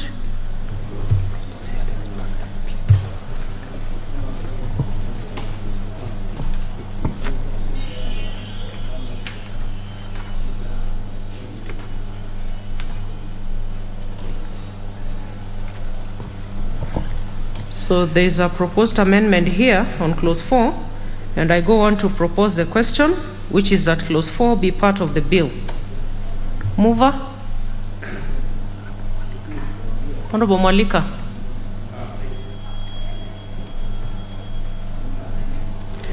Thank you, Madam Speaker. I beg to move that the bill be amended as per order paper. as proposed by the Committee of Finance and National Planning. The reason for this amendment is to ensure that the Auditor General submits audit reports on their funds to the National Assembly within a year. Thank you, Madam Speaker. Okay, I propose the question, which is that clause 4 be amended as proposed. And if there is no interest in debating, I go on to put the question that clause 4 be amended as proposed. Will as many as of that opinion say aye? Aye. Will as many as of a contrary opinion say nay? The ayes have it. I go on to put the question that clause 4 as amended be part of the bill. Will as many as of that opinion say aye? Aye. Will as many as of a contrary opinion say nay? The ayes have it. Clause 2. We have no amendment on this one, and I propose the question that clause 2 be part of the bill. And I go on to put the question that clause 2 be part of the bill. Will as many as of that opinion say aye? Aye. Will as many as of a contrary opinion say nay? The ayes have it. Title. I propose the question that the title be part of the bill. And I go on to put the question that the title be part of the bill. Will as many as of that opinion say aye? Aye. Will as many as of a contrary opinion say nay? The ayes have it. Clause 1. I propose the question that clause 1 be part of the bill.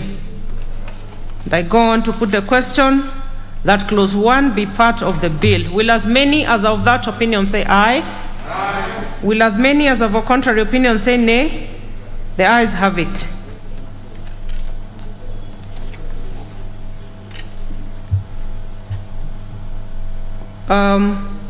I go on to now call on the mover of the bill to move reporting. That should be the leader of majority. Yeah. Yes, Honorable Chairperson, I beg to move that the committee do report to the House its consideration of the Asian Widows and Orphans Pensions Repeal Bill, National Assembly Bill number 29 of 2021, and its approval thereof with amendments. And I go on to put the question for reporting, which is that the committee do report to the House its consideration of the Asian Widows and Orphans Pensions Repeal Bill, National Assembly Bill number 29 of 2021, and its approval thereof with amendments. Will as many as of that opinion say aye? Aye. Will as many as of a contrary opinion say nay? The ayes have it.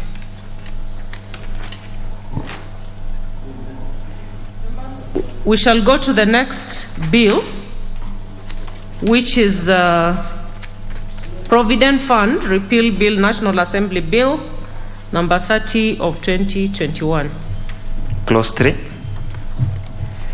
Clause 3 has no amendment, and I propose the question that Clause 3 be part of the bill.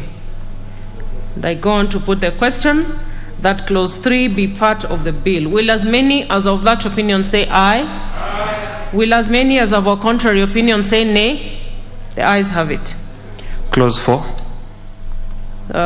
We have a proposed amendment here, and I propose the question that Clause 4 be part of the bill. And call on the mover to move the amendment. Honorable Mwalika. Thank you, Madam Speaker. I beg to move that the bill be amended as per order paper, as proposed by the Committee of Finance and National Planning. Thank you. The reason for this amendment is to ensure that the Auditor General submits audit reports on the fund to the National Assembly within a year of audit. Thank you very much. I go on to propose the question that Clause 4 be amended as proposed by the Honorable Mwalika. Is that Honorable Dawood? Chair, I think the Chair of Finance has not explained. It is a terminating report and not every year report. He should say it's a terminating report because it's being terminated, the whole the fund. That's what he has to report on, terminating, and not an every year one. Thank you, Chair. Honorable Malika, do you want to clarify that? It's clear on the amendment. The amendment is clear. It's terminating. Yeah, thank you. I agree with the Honorable Daoud. It's a terminating report. Thank you. Okay. Can I go on to put the question? I put the question, which is that clause 4 be amended as proposed. Will as many as of that opinion say aye? Aye. Will as many as of a contrary opinion say nay? The ayes have it. I go on to put the question that clause 4 as amended be part of the bill. Will as many as of that opinion say aye? Aye. Will as many as of a contrary opinion say nay? The ayes have it. Clause 2.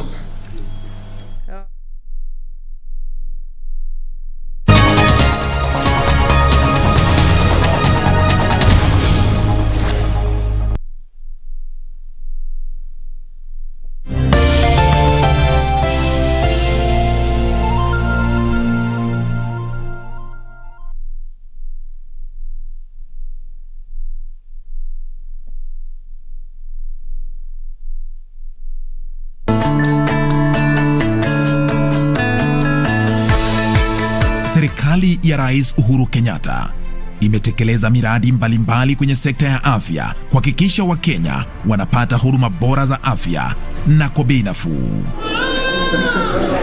Wiki hii kwenye Project 254. The Kenya we want is one in which no Kenyan should leave the country so as to receive the medical care they require. Kila mtu amefahamu kuna linda mama na anakuja hospitalini na anasaidika hapa. Ikiwa ni operation ni bure. Ikiwa atazaa mwenyewe pia ni bure. Hakuna mtu anafaa kukosa kupata huduma ya afya akienda kwa hospitali ya serikali.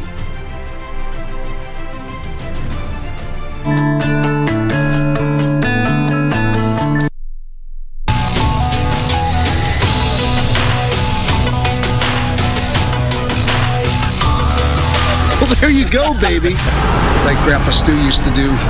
Get your hands on them, punish them, stretch them, submit them. Whatever you'd have to do. The only legacy that matters now in professional wrestling is the dynasty. 2 minutes, and it's 2 minutes for Marshall to survive against 2 men. Oh, it's filthy Tom Lawler! It's like some kind of Contra street soldier. He's got the claw. Oh, yes!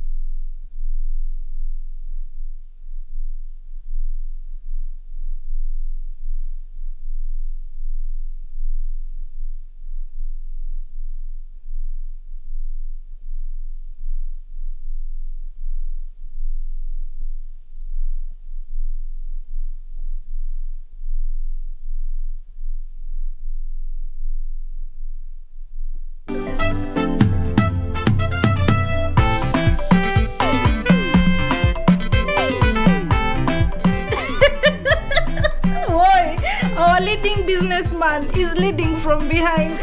The mighty Kinyanjui. Hii si haki. Kusema kweli nilipaswa kwa nimemaliza masomo siku ya leo. Na sio malize by the way, nani amekukataza? Na unasinya by the way. I, Theophilus Atito, from Kisumu City, the land of the great people, I'm vying for the topmost position of this institution. Atito, you can make me your first lady. Mr. Man, what is funny? Nothing. I just wanted to know how it feels to run at rest. Classmates, every Saturday on KBC.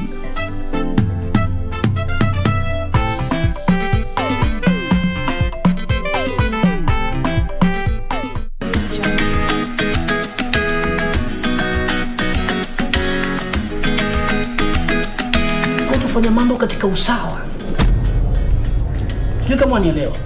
Lakini whatever is going on in the office mimi najua. Unajua machache juu yote. Ole wako nimekupata sasa leo mzee. Wafanya nini hapa? Kwa hiyo wewe ndio yule mnokoambia wajenga hapa, si ndio? Hakujafanya nini hapa? Naona kuomba msaada. Angujomba msaada? Maana hapa kituo cha kutoa misaada, si ndio? Lakini siku nyingine usije ukaona watu kaja na jazba. Waje umie kijana. Mzee.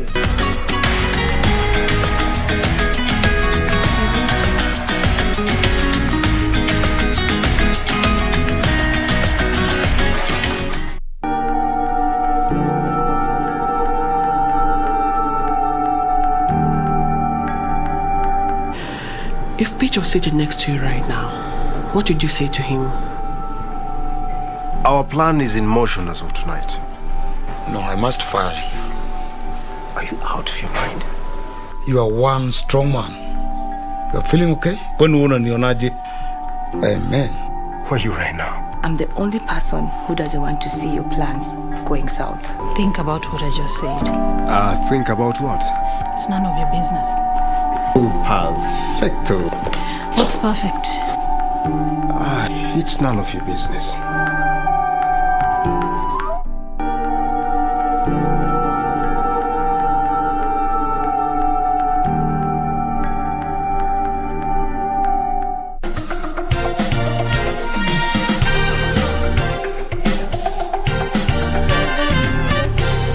When I was admitted, I could pay. I did my own transaction. I paid for my admission. Yes, yeah. But by the time I'm being discharged, I couldn't see my phone. Wow. So I couldn't pay for my. Someone else had to do it. I could still see bright colors, but I couldn't tell details anymore.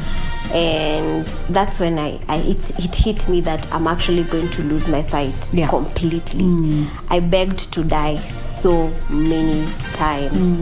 I would wake up and I'm like, why am I alive? I thought we agreed yesterday I should have died. And then I'd be awake.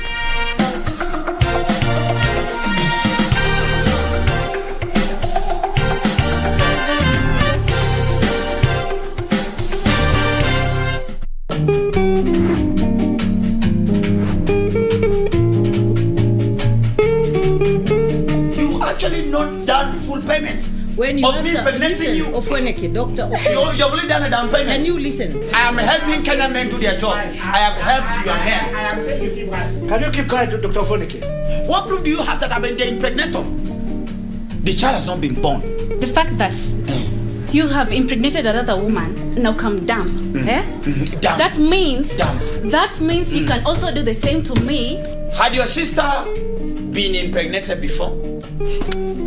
My sister's never been. No man has been able to do what I've done in this court today. 2 women are carrying my own. Call me a miracle worker.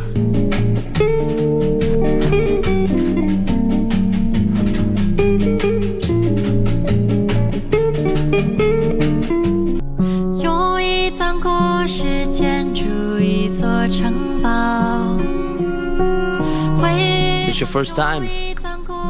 Hey, I can see what's going on. You lack experience. Why are you dressed like this? You ought to dress more like me.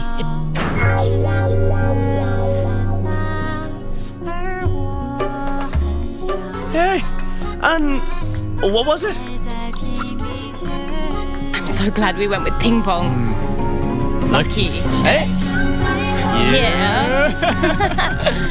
有一段故事建筑一座城堡，会放弃。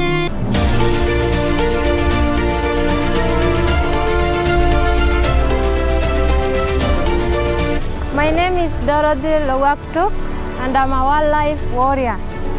Working for elephants is the most special thing and very beautiful. This is the first community-run elephant orphanage in Africa. They will not make in life if they are not with their families. We get them and rehabilitate them, and instead of leaving them to suffer in the wild. This is Wildlife Warriors, and I'm Paula Kahumbu.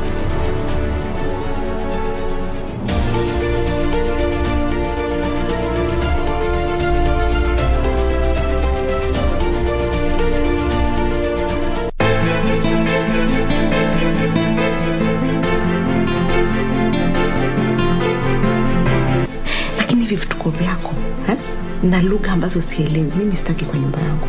Nenda kamwambia hivi kuwa Badi amesema hakuna kitu atapata. Si umpigie simu tu umwambie. What kind of nonsense is this? Atakuvurusha kama mnyama. Then this is going to be a very long day. Niko Musoketi. Nilijua tu Badi. Huyu mwanamke hataki tuishi kwa amani.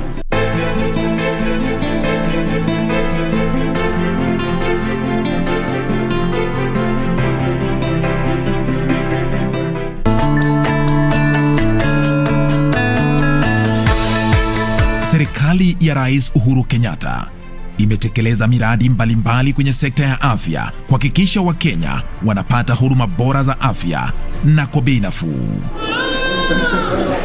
Wiki hii kwenye Project 254. The Kenya we want is one in which no Kenyan should leave the country so as to receive the medical care they require. Kila mtu amefahamu kuna linda mama na anakuja hospitalini na anasaidika hapa. Ikiwa ni operation ni bure.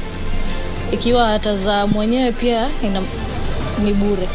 Hakuna mtu anafaa kukosa kupata huduma ya afya akienda kwa hospitali ya serikali.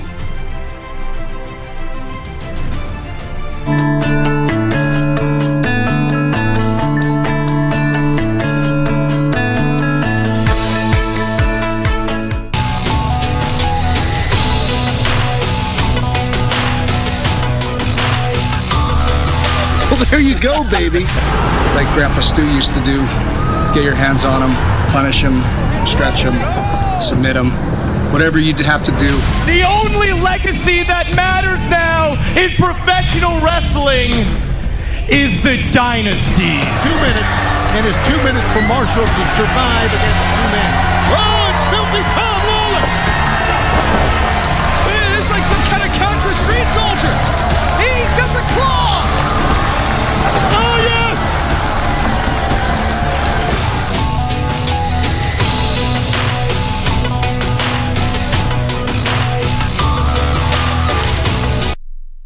The Amazons.